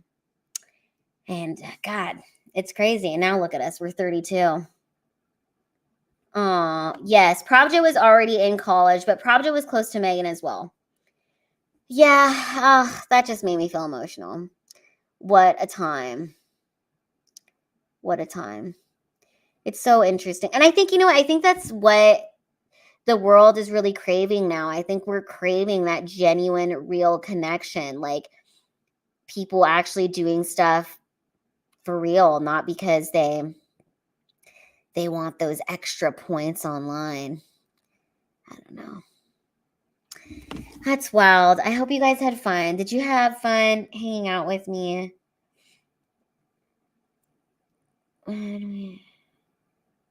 Okay. Yeah, I had a great time. I had so much fun hanging out with you. Thanks for letting me cry. Yes. Megan was such a sweetheart and still is. Yeah, she absolutely is. Start making posters again. I do need to make posters. Eva Forlas just got here. Well, welcome. Are you here? Prabjo says, Megan actually helped Lila and I become friends. I was friends with Megan first. Yep, she was. That's why I wrote in the message, Megan, you're the glue. It's funny. Can't stand fake shit anymore. I think, you know what? I think people are really getting sick of that. I think people are really actually tired of the fake stuff. I'm not going to end it. You know what? I will go for another 20 minutes, Sam, just for you, so we can hit that 2 hours. Oh my God. Wow. When I went to brunch with Chrissy and Keanu today, I told them, I was like, I can't go 48 hours without crying. And I thought I was going to get through today and not cry, but I did. But it's good. It feels good. I think there's a full moon in Leo. You guys, I need to get more hot water for my tea. So 1 second, just talk amongst yourselves. Talk to Prabjo. She's in the chat here. I'm going to put more hot water in here. I'll be back in 30 seconds. Thank you. 1 second. Whoa. 1 second, guys. I'll be back.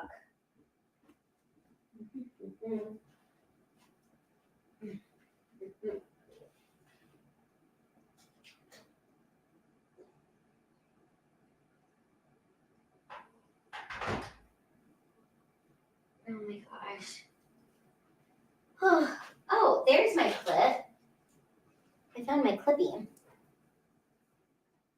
You guys, we will have to do that again. I'll have to go through like another I'll have to go through another photo album with you guys because that was fun. Wasn't that fun? Going through photo albums. And maybe that's why I was feeling nostalgic. Like sometimes when I think about the past, I do get kind of nostalgic for it because I like look at those pictures and I think about like, you know, just who I was in that time period and like how that version of me would be so just like amazed at who I am today and the things that I do today. And I don't know. It's pretty wild. But then at the same time, I feel like I've always like really just been me, you know?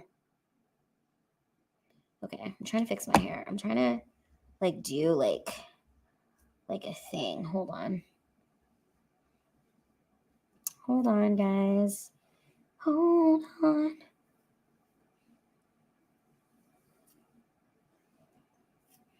Fixing my hair using this as a mirror. I am actually liking my new camera. Okay.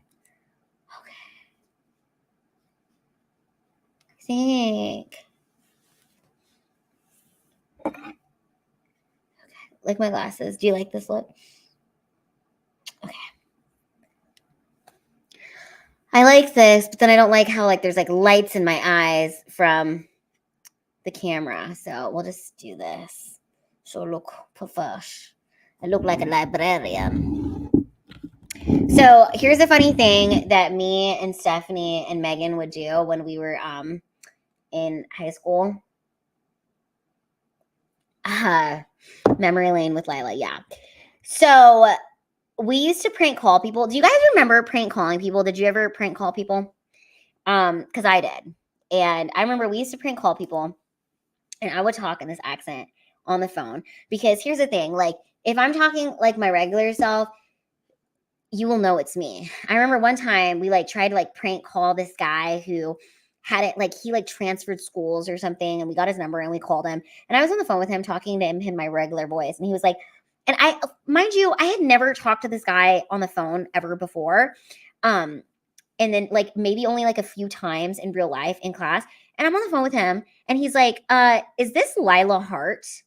And I was like, yeah, it's me. Sorry, we were trying to prank call you. And it was kind of embarrassing. So I was like, I use this accent and I'll do the accent. I'm gonna try it too. I would like talk like this and I'd be like, okay, hello, is there a good night mister in the on the I would talk like that on the phone. Does that like sound like me if I'm talking like this? Do you think that this is Lila Hart or do you think that this is like somebody else? Would you know that it was me or would you think that it was like a different person? Like if I was like, okay, hello, Mr. Goodnight. I'm just calling because I was just wondering, like, what did you do today? Like, do you like? I think I saw you at like the store, and like I was wondering if you would know that this was Lila Hart, or would you think that this was somebody else? Would you think it was Lila, or would you think that this was like a different person? You would so Diane La Rosa said like she would think this was a different person. Goodnight Mister said he thinks that this would be like tech support. Because okay, let me tell you the story. Okay, I'm gonna tell you the story in this boy. So one time me and Stephanie, we were like, we wanted to call this boy, and his name was Josh Royal, and I had a really big crush on Josh. Okay, I was in the 8th grade, and I was like, we should call him, but like I don't want to call him and like talk in my regular voice because I don't want him to know that this is Lila Hart. Like I just want to talk to him though because I think he was like so cute. So one time we called him, and it was a weekend night, and Stephanie was spending the night at my house, and we were eating pixie sticks, so we had a big like sugar rush, and we called him, and we were like, "Hello, is Josh Royal home?" And then he answered the phone, and he was there with this other guy named Ronnie. They were having a sleepover too. We're like, "Okay, this is great." So we were talking to them on the phone, and we talked to them in this voice. I'm not even fucking joking. Okay, we talked to them in this voice for like 4 fucking hours. I talked like this because I really like this boy, but I could not talk to him as myself. Okay, so I just talked to him like this, and then I was like, "So Josh, Do you have anybody at school that maybe you like kind of have a crush on that maybe you like? And then he was like, yeah, I think I like this girl named Sarah. And we're like, oh, Sarah, you like Sarah? How about like somebody that's like maybe like a little bit shorter? We're like, do you like somebody that's maybe like kind of bit short? Like, is there anybody in your class that maybe like you think is cute, but they're like a little bit short? And then he was like, yeah, I think like maybe Lila Hart. And we're like, oh, Lila. Yes, Lila. I think Lila might be a better choice than Sarah. I mean, Sarah's not even that cute, but Lila is very cute. Like, so you like her? Like, tell us more. Tell us, like, what do you think? You think she has nice hair or something? Like, you think she's cute? You think she has nice outfit? Because I don't know. I think Lila is a better choice than Sarah. Like, why the fuck would you like Sarah when there's Lila? And Lila is much shorter. Lila is much cuter. Lila is most definitely a better choice. So, anyways, we were talking to him like this on the phone. I'm not even joking you, for like 4 fucking hours. And I never fucking, the next day, okay, this was Saturday, then it was Sunday, and then it was Monday. I had history class with this motherfucker, okay?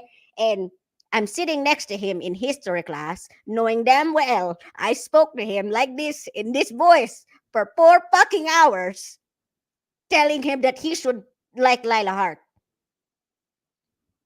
Anyways, it was very embarrassing that I couldn't just call him and say, hello, Josh, this is me.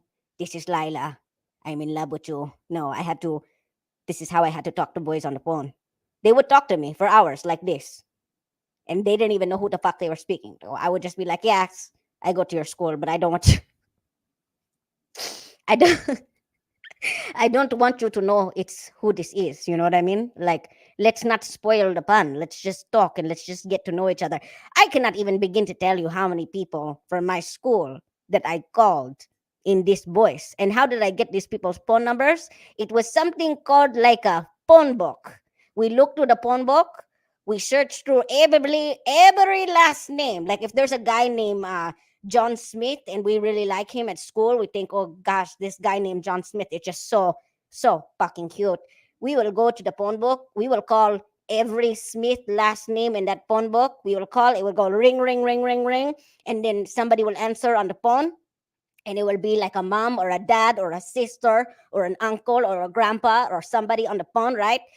And we will say, hello, is John available? Is your son John, is he home? See, here's the thing. If it was a mother that would answer the phone, we would talk in a regular voice like this. Be like, hey, oh my God, is John home?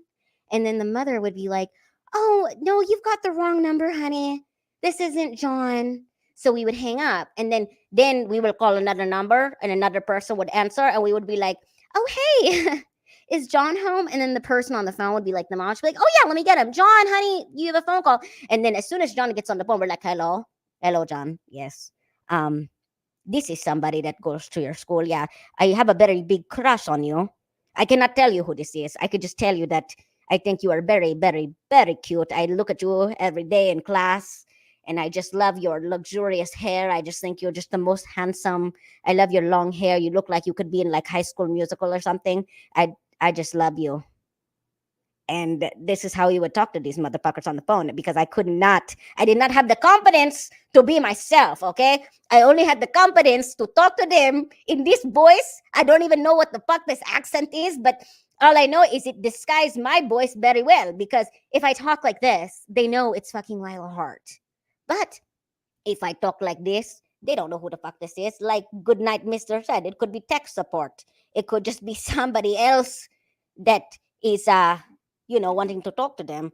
And I literally talked in this voice. I'm talking for fucking hours. Like one time, me and Stephanie and Megan were on a three-way on a phone call with a three-way with this boy for 8 hours. 8 hours I talked in this voice. 8 hours, and I was asking him all sorts of questions. I was trying to hint around and get him to like Stephanie. I'm like, okay, but there's a girl in your class, I think she's got glasses. Maybe you like somebody who likes glasses. Maybe you like somebody that has a hard time to see. You can't see them either. you need to maybe like this person with glasses. I think maybe somebody with glasses is a good choice. And then the boy on the phone would be like, oh yeah, I think there's a girl named Stephanie. She's got glasses. Oh yes, you know what? I think that Stephanie girl is she's pretty cute. She's pretty smart too. You know, she get A+ on her exam. So maybe that might be a girl that you could like.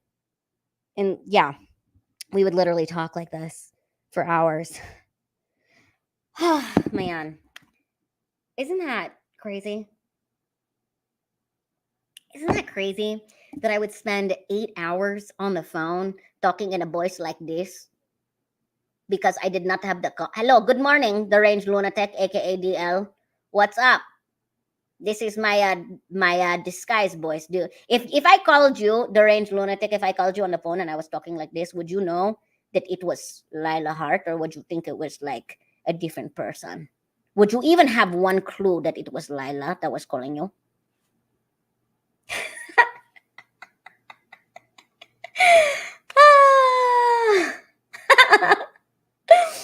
Oh my gosh. Yeah. Talking like this was my disguise. This was my voice of my disguise. I could like, okay, the range lunatic says, yeah, definitely a different person, right? Definitely like somebody who like works at like 7-Eleven. Yes, it sounds like a mix of Indian and Asian. Sounds like a good disguise. Sounds like, oh yes, anyone remember that? You kicked my dog. You kicked my dog. You kicked my dog. Prabjo says, I would think this is Esper. Oh my God. Okay. That's what you would think, huh? All I know is you would not know that it was Lila. And that was the whole point of using this voice. Okay. I was using this voice because I needed to disguise who the fuck that I was. Because I wanted to talk to cute boys at my school. But I was too embarrassed to talk to them as Lila. So I had to talk to them like this. And I do not know why these boys would talk on the phone to somebody who was talking like this for 4 hours at a time. If somebody called you from your school that was talking like this, would you talk to them on the phone for hours? 4 hours of your life? You would talk to them, huh? Like this? It sounds exotic, huh? The range lunatic. You sound like somebody that would eat a dog. You know what? I would like to eat a dog. I do eat dog. I like dog. Dog is delicious. Dog is good. Well, she says it's a Filipino accent. I don't know what it is. You know what? It probably is Filipino. All I know is this accent is my disguise. Okay, if I speak like this, you do not know it's me, Lila. You think that it's somebody else, and this is the voice I would use. Prabjo says I wouldn't talk to them. You wouldn't talk to them, Prabjo, huh? If somebody called you and said, "Hey, listen, Prabjo, I am a boy. I go to your school. I think that you are very I think that you are a very beautiful girl, okay? And I'm only talking to you like this in this disguised voice because I do not want to give away my identity. I do not want you to know that it's me, the person who is in love with you. And I want to just talk to you. I'm too shy. You wouldn't talk to me. You wouldn't want to try to figure out who it was. See, here's the thing. I would talk to these men. They weren't men. They were boys because we were in middle school. And I would talk to them like this. And I think the reason that they talk to me like this, because number one, it is fucking hilarious. Number two, they were like, I must know who this is. And I'd be like, you know what? I'm not going to tell you. KZ 1994 Abel says, it isn't your disguise. It's your nature coming to light. No, this is my disguise, okay? Prabjo says, I got in trouble anytime a boy called the house. Okay. Well, then this would get you in trouble. But yes. But see, here's the thing. Oh my God. You know what I think we did too? I think that we didn't even tell them that we were girls. Sometimes we would just say that we were like a boy or something. We wouldn't even tell them what the fuck we were. All I know is that we were talking like this. Me and my friends would put on this accent and we would call people and we would talk like this for hours. And that's the thing that's so crazy to me. It's like literally hours. Okay, forever lost. You can make prank calls with AI videos. See that AI videos That's not at school. This is school. This takes some talent. This takes some work. This takes some commitment. Do you know how much commitment this takes to talk in this voice for 4 hours to somebody that you are secretly in love with in middle school? Do you know how much commitment this takes to talk to them on the phone like this? Huh? Some said, next time you're hostess at TK's, do this voice when greeting, seating. I say, hello, welcome to the comedy show. I will be your host, Lila, and have a seat. What kind of ticket do you have? Do you have general admission? Do you have VIP seating? What do you have? I don't know. Drehan, I know it was you. You only would know it was me because you heard me talking like this now. But imagine if you didn't know. Okay, I'm done with that voice. That's really good, though. I need to work that voice into my act. Maybe I should just tell the story on stage and use that voice. That prank call voice talking like this, going in between this and then that. There's something there. You guys, I think that there is a comedy bit there. This would be a great skit for your stand-up. I think it would be too, because I'd be talking like this, totally normal, and then I could switch into talking like this, like, you know, like this different voice. Like, where the fuck did this come from? Use the voice when in the crowd. Yeah, I got it. I will do it. I will. Maybe I'll just. Yeah, I got to use the voice talking about eating dog or something. I'm Asian anyway. I can do it. I can do it. David Hill says that was a great impersonation. Here's the thing. I have a very easy time picking up accents. I have an easy time picking up accents. When I was in Australia, was it Australia? When I was traveling, I remember there was a time that I was traveling. I've been to 23 countries. That's a little fun fact about me. 23 countries. I'm a little world traveler. I should bring my pictures from my world travels. We'll have to go through that sometime. I literally have pictures of me riding camels, pictures of me with a monkey.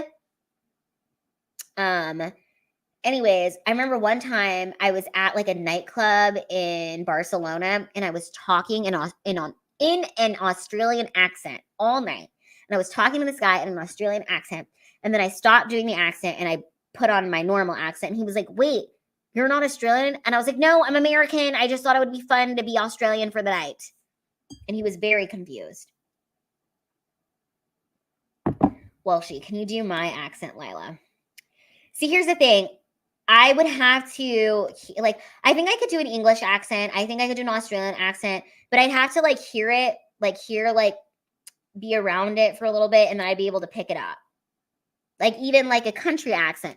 My cousin is from Louisiana, and my dad's from Louisiana, so they have very, you know what, here's the thing. I think the reason that I'm able to do accents like this is because my cousin is from, not my cousin, my dad's from Louisiana, and my mom is from the Philippines. So both of my parents have very thick accents. My dad has a country accent, a very thick Louisiana accent, and my mom has a very thick Filipino accent. And I think that's why I sound like this, and I can kind of, you know, have a little spice in my voice, and I get kind of like, when I get excited, I kind of have like a bit of an accent. But aw, good night, mister. Night, everyone. Gotta get up at 4. Well, you know, good night, mister. We are going to miss you very much. We love you. Good night. We love you very much. Lila, I have a question. Why do you and Chrissy call me Welshie? We call you Welshie because Eric called you Welshie. That's why I call you Welshie. Welshie. Okay. Night, Mr. Good Night. Everybody's saying good night to Mr. Good Night. You guys, I had fun. I'm so glad that we did this stream. I'm feeling really good about it. I had a good time. Spicy Filipina firecracker. Sam says, each of these streams you do, practice a new accent. Okay. I'll do it. Later, good night. Okay. You guys, I'm super proud of myself. Sam, are you proud of me? I did 2 hours. You asked for 2 hours of a stream, and I gave it to you. We laughed. We cried. We talked in accents. This was great.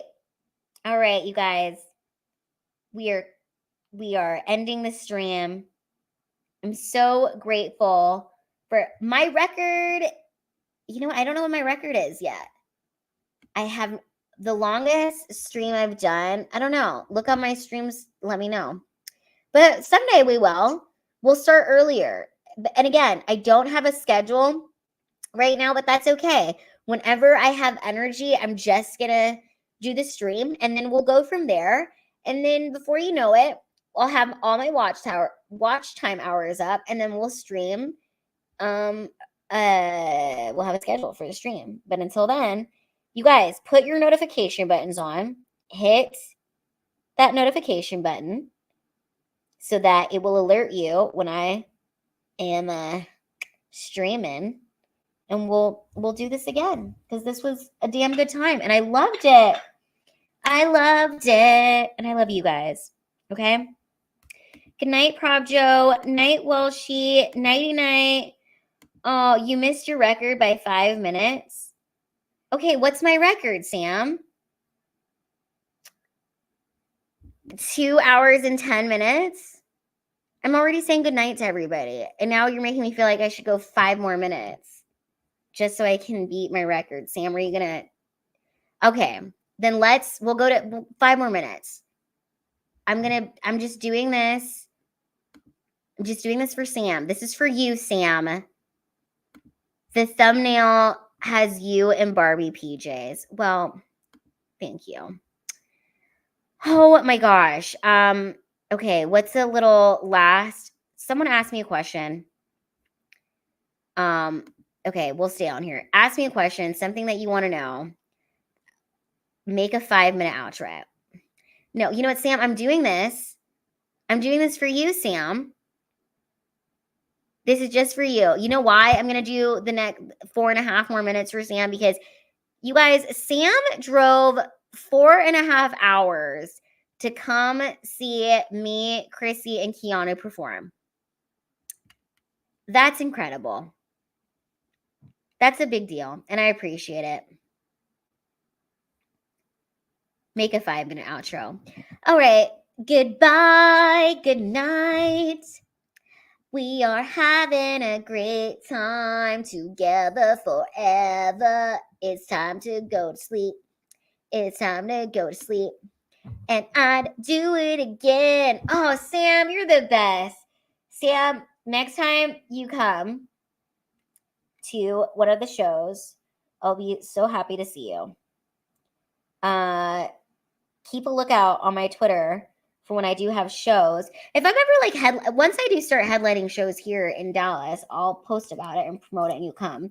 Right now, I'm just featuring and hosting a lot. Prank call Alex Stein in your prank call voice. I wonder, do you guys think if I called Alex and I was like, hello, Alex, what are you doing? Do you think that he would know who this was? Or do you think that he would think it was me? I think he might know it's me, though. I don't know. I don't know if he would, or do you think that he would think it was like a stranger? I don't know. I'm not sure if you would know it was me or not. You guys. Oh, Sam, I'm staying up an extra 2 minutes for you. Just we can beat the record. We're doing it. Oh, Keanu's here. Yay. You know what? We're not ending now because Keanu's on here. I'm here to say hello for a moment. We got carried away at You look so cute. I don't know why I brought this damn stupid hat. Hang on. Did you bring that or did you have that?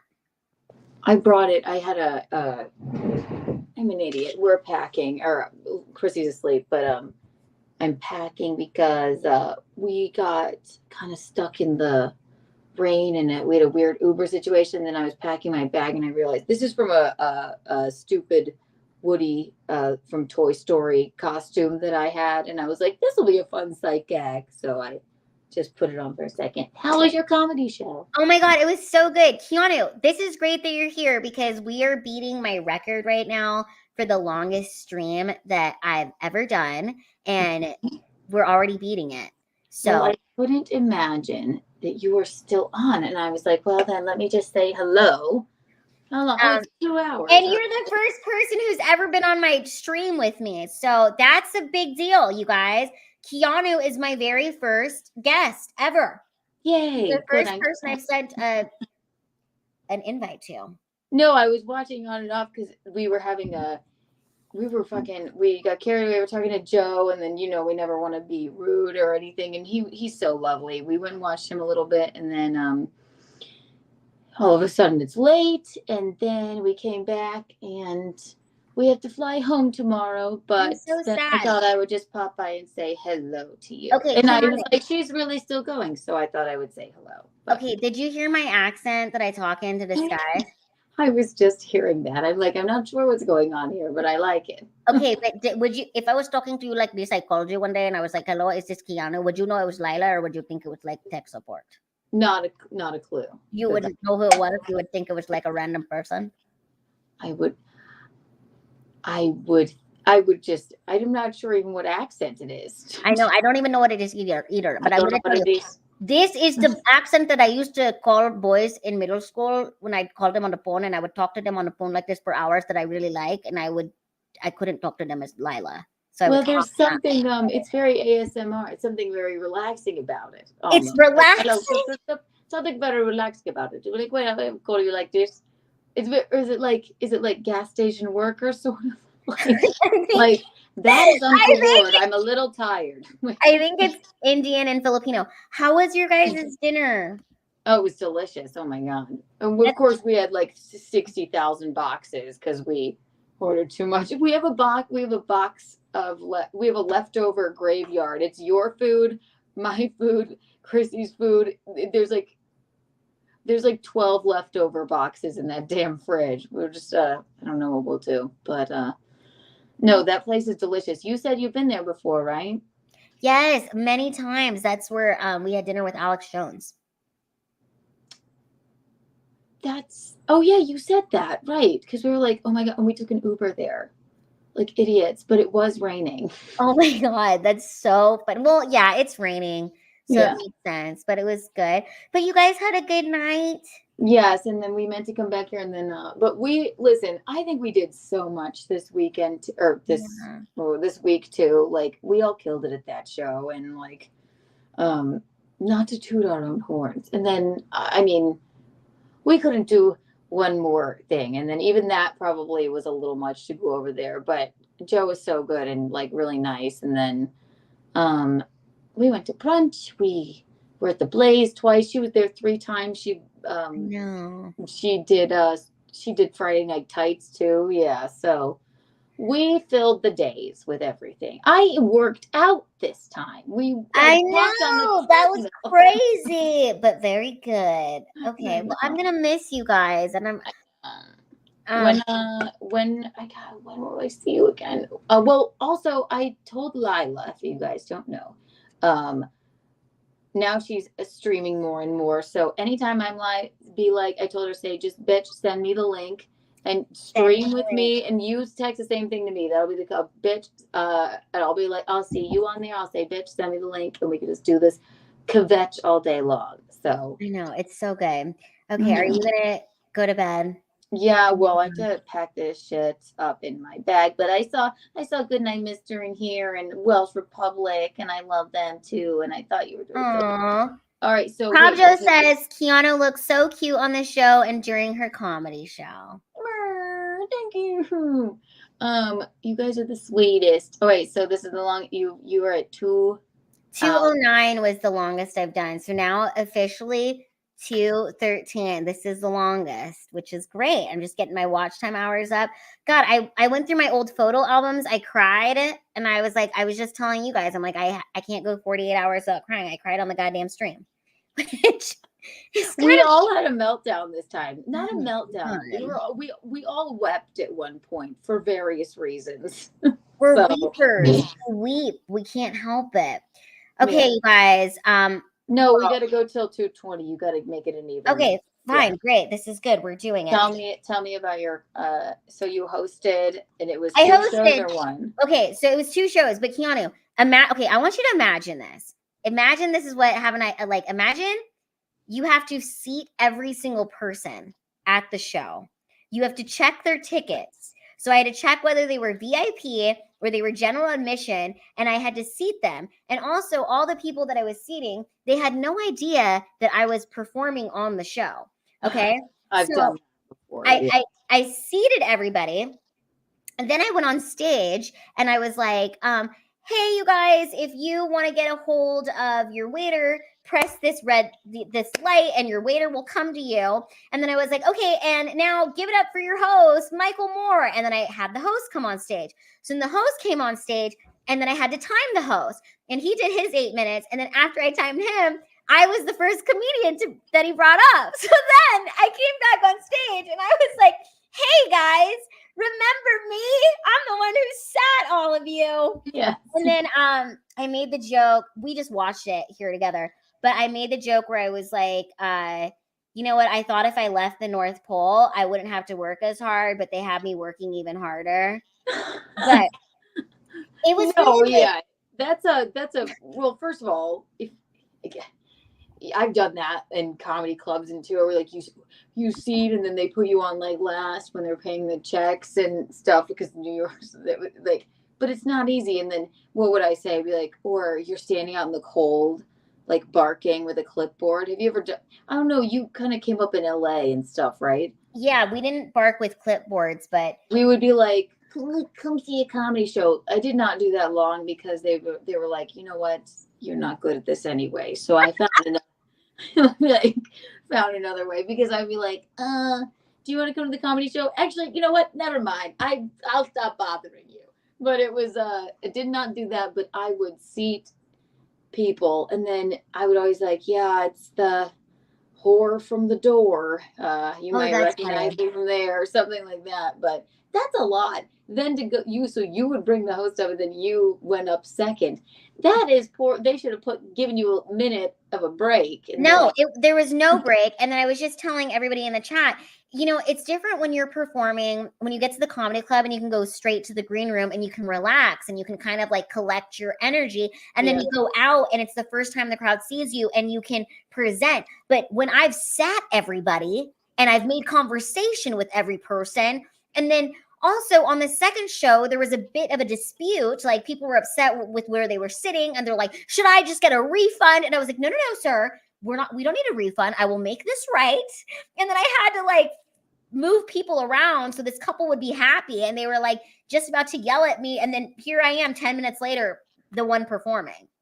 No, yeah, that's too much. Or also it could be funny. Sometimes if I run to something and I'm like stressed before and don't think about it whatsoever, I either need like an insane amount of time smoking cigarettes in a corner before the show, or I just need to run in and like just get up there. There's no in between. So it's like, so you probably had a great 2 sets, right? It was, I felt like my second set I had more fun on the second set than I did the first set, because the first set I was really like kind of just, it was like so much rush. And then again, after I get off, I had to time everybody else too. Like, so I had to time the headliner, and it was just a lot. So the second set, I was like, you know what? And even though the second set, that was the show that the couple got upset and kind of yelled at me, when I got on stage, I was like, fuck it. I'm going to enjoy this. This is why I do this stuff. Let me have this, enjoy this time. And I had a little bit more fun because I kind of was just like, fuck it. But it was good. The sets were good. And I was just telling the chat, I'm like, this is how I feel like these times is like what makes you better as a comedian. You know, like high pressure.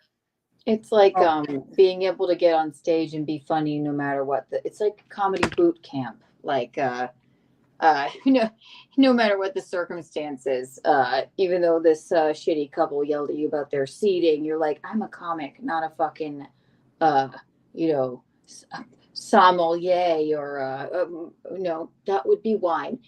Maitre d', okay, but I will find someone to help you. But yeah, that's so cute. No, that's insane. But I'm just proud of myself. I did it. And it then should be. Mhm. tomorrow night will be better because now I know exactly what to do, how to seat people. And I think it's good. Like I learned how to run a whole show like completely. So I had to Yeah, turn now on, you could I had just to turn on the lights and the microphone. I like literally had to do all of it. do it. Just do it like just seat, sell tickets, and headline, and have no one else. The next time, you could do it. If anybody could do it, you could. So Oh, thanks, Keanu. Oh my God. And then on top of that, I gave the headliner a ride to his hotel because his phone was dead and he couldn't contact Adam couldn't like he asked me for a charger and I was like, oh, I could just drop you off because it's like 5 minutes away. And it was so funny because we got into my car and he was like, oh my God, you really do drive with a booster seat? And I was like, yeah. And he was like, how do you reach the pedals? And I'm like, I've got long normal legs. And then Connie, we were driving and I was turning and there was this bike, like I almost hit a person on a bike. And then Adam started screaming. He was like, no, there's a person. And it like they wasn't there. If I would have hit them, it would have been my fault, but nothing happened. But it No was harm, kind of no funny. foul. I'm like, oh my God. I think you should not be riding a bicycle around in Dallas. But okay, so not only was I seating the show, checking tickets, running time, turning on the lights, I was also an Uber driver for the headliner. So I did all the jobs tonight. Yeah, you really did. If anybody could do it, it's you. You're like, I wasn't even supposed to be able to walk. And I sat a show, was personable, headlined it, I'm fine. Yeah. Wait, Keanu, can you answer this question before we get off here? Of course. How did you get into stand-up? Well, we were just talking about this. I was a theater major, and I'm not a very good actress. And also, I wouldn't have gotten through college if I had any other major because what am I going to be, a fucking botanist or a geologist? Just wasn't going to happen. One of my college professors did stand up for 10 years. And then I was moving to New York. He said, he came over to my apartment actually. And he said, you're moving to New York. You're pretty. I love your writing. You're really funny and like whip smart. He's like, I know you would have never thought about this. Go there and just start doing stand up. I took a class at the Comedy Cellar because I'm like, how does one start doing stand up? Lila, you're personable. I'm a shy piece of shit. So like, I didn't know. You'll just go to an open mic and be like, hello, boys, get right on stage. And so I went to a class just to be like, what are all these people doing here? And then I never looked back. And then I got into a lot of podcasting and they sort of go hand in hand. But if if David Lee Nelson didn't tell me that, then I don't think. I guess I probably would have found a way into it because we're funny people. But yeah, it never occurred to me before. So that's how. I think that's so cool, Keanu. That like literally your teacher was like, you are funny. You have what it takes. And he like encouraged you to do it. And also, you're a shitty actress. They were literally like, you could do soap operas. Like, you're really good. You would be really good at that. But it was more like my writing. I took a bunch of solo performance classes, which is like writing just about your life and then performing it, which is stand-up. Yeah. Performing it by yourself, like sort of like Edward Bogosian or like if you've ever seen, there's not a lot of difference between solo performance and stand-up, but so I took that class. So he really thought that was he was like, you really gotta try stand-up. So they go hand in hand. You too, Lila. Wait, and you were, how'd you get into stand-up even? Well, I was so I have a degree in broadcast journalism and I wanted to be a news anchor because sitting like this, you would have no idea that I had a disability, right? Like if you only ever saw me on TV like this way, do you like this or do you like this? Both. Yeah. Actually, I'd like to see you more like this because I can see you better. So I wanted to disguise the fact that I was disabled. But then I had an epiphany. It's funny that you bring up soap operas too, because I was in the shower. It was 2016. It was February 10th. And I had this like stream of consciousness hit my brain as the water hit my brain. And I thought, no one is going to hire you as the 4'6" love interest on a soap opera. But if you became a comedian, they would write parts in for you. you know what? And that's like, I mean, that is, you're right. You know, I mean, you're more of a personality, which is what being a stand-up is. You're talking Yeah. about yourself or your experiences or commenting on other things, and then acting or, I mean, and who says now you can't be a news anchor? Well, you know, Yeah. now the funny thing is like I feel like I could do news anchoring because the world has changed so much, and they're not as like discriminatory as they were back when we were coming up. You know what I mean? Like Right. everything's so different now. It And is. I had a college professor tell me, I told him that I wanted to move to LA and I wanted to have my own TV talk show. And he was like, yeah, you and like 100,000 other people, it's never going to happen.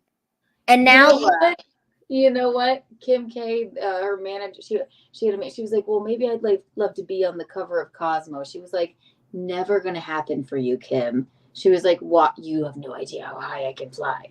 She's a Vogue cover model 6 times over, all right? And she was shorter and she had a big butt, and things always change. For Christ's sake, the mannequins at Target, it was very jarring when they were all like morbidly obese. You know what I mean? Like, there are no rules these days. and look, Adam is correct. Y'all is talking on a show right now. We are talk showing right now, Keanu. And yeah, you have a personality where that you and me and Chrissy work well together, where our stand-up is all so different. We have such different personalities, but we get along so well. Yeah, it's nice. I always tell Chrissy, I'm like, I love how you and Chrissy can hang out on your own. Me and Chrissy can hang out on our own. You and I vibe on our own. And then the three of us vibe so well together. Oh my gosh, you were cracking me up today when you were like reading your palm. I'm like, are you fucking serious? Are you doing okay? okay? I'm like, I paid $1 a year. Like, what? I'm like, it's all good, except what I'm like, my digestive health is bad. I'm like, and then I go like, well, all I do is eat Skittles. I'm like, I don't want to believe this phone bullshit, but it makes sense. No, that got me distracted. But sometimes you need a good distraction from the day. That was so funny. You're like, I can't believe you downloaded that. Well, I'm like, God, for the love of God, please text me in a week and remind me, Keanu, would you delete that before they charge you $50? Yes, that would be good. It was only $1.99 today. So, do you have any? What are your shows this week? What do you have coming up? Oh goodness. Okay, so when you get back to New York, I'm back to me and Gino are in AC the night before the Super Bowl. And then I'll have Keanu Cast, or I'll have Untoward Tuesday, Keanu Cast Wednesday, Bacchanal Thursday. I can do all of those. What does Bacchanal mean? It means revel. I use these old school stupid words. It's from the god of it's like Greek Bacchus. He was like the god of wine. So a bacchanal is like a drunken party somewhere where people get. And I don't know why I started using that word, but then it's like the word betrothed. I use that too much, or untoward. So they're all the same. They're basically all the same show, but we call them different things. And then me and Gino are in AC. What's AC? The weekend, Atlantic City. Okay. The weekend of that, and then I'll be with Chrissy in New Jersey at Tiff's Comedy Club. Look on my Instagram and I'll share the dates. And then there's one more thing. Where am I? I have some gig with Gino in Jersey too. I can't keep up, which is a good thing. But I need to go to the East Coast. I haven't done like a lot over there. I've only been to New York twice, and once was in 2017 to just explore the comedy scene. I did a few mics there, and then the other time was for Chrissy's wedding. That's it. It's the only time I've been over there. That's so funny because, and I had never even been to LA before since Isn't that wild? And then like we hang out all the time, which is so bizarre. Plan a week and plan a week, stay for a week, and I could definitely get you on some city shows or whatever, as many as I could, or like maybe we'll book a show or something. And Yeah, we'll have to do something where I come out to you guys. And then the furthest east I've been, I went to Rhode Island to do Sam Hyde's World Peace 2. They filmed Rhode Island. You know, Oh, okay, yeah. Yeah. And it was always my dream to go to Rhode Island because it's the smallest state and I'm the smallest lady. So I had to just do it. You We know, gotta do like a headlining show there. Like I just want to Rhode Island. just I manifest could it. headline in Rhode Island. That would be hilarious. Small state, small lady. That's it. No. Yeah. That's what I'm gonna do. Are you all packed? No, but I'm just gonna throw my shit in a bag and just let the wind take me where it goes. Actually, most of my stuff's packed. I stuffed them into like big vacuum sealed bags, and also our flight's not till 12:30, so we don't have to get up too early. What time are you guys gonna be at the airport? We'll try and get there. We're gonna try and leave at 12:30. So the airport's only 10 minutes away, so we'll get up at 9 and leave whenever we can. But Okay, that's amazing. you're at 2 hours and 30 minutes right now, so Okay. that is a remarkable time to stop. Yes, let's do it. Let's do it. Okay, Sam, you got your wish. Sam told me to stay on here, and then you popped on, and it was perfect. So shout out to Sam. Hopped on to say hi, and I'm sorry I was glad you were still streaming. I can't believe I was still streaming, but It's easy. You're a natural. It's easy. I get bent out of shape too, and I'm like, well, if someone's still, I will do it all night long. I'm like, if there's 16 people watching still, I'll just run my mouth until like I don't even know if they're still watching. wait, what's the longest you've done? Oh my god, I've had it 8 hours before me. Well, it's me and my mom most of the time, so like, it's me and her will sit in the kitchen and talk for 8 hours anyway.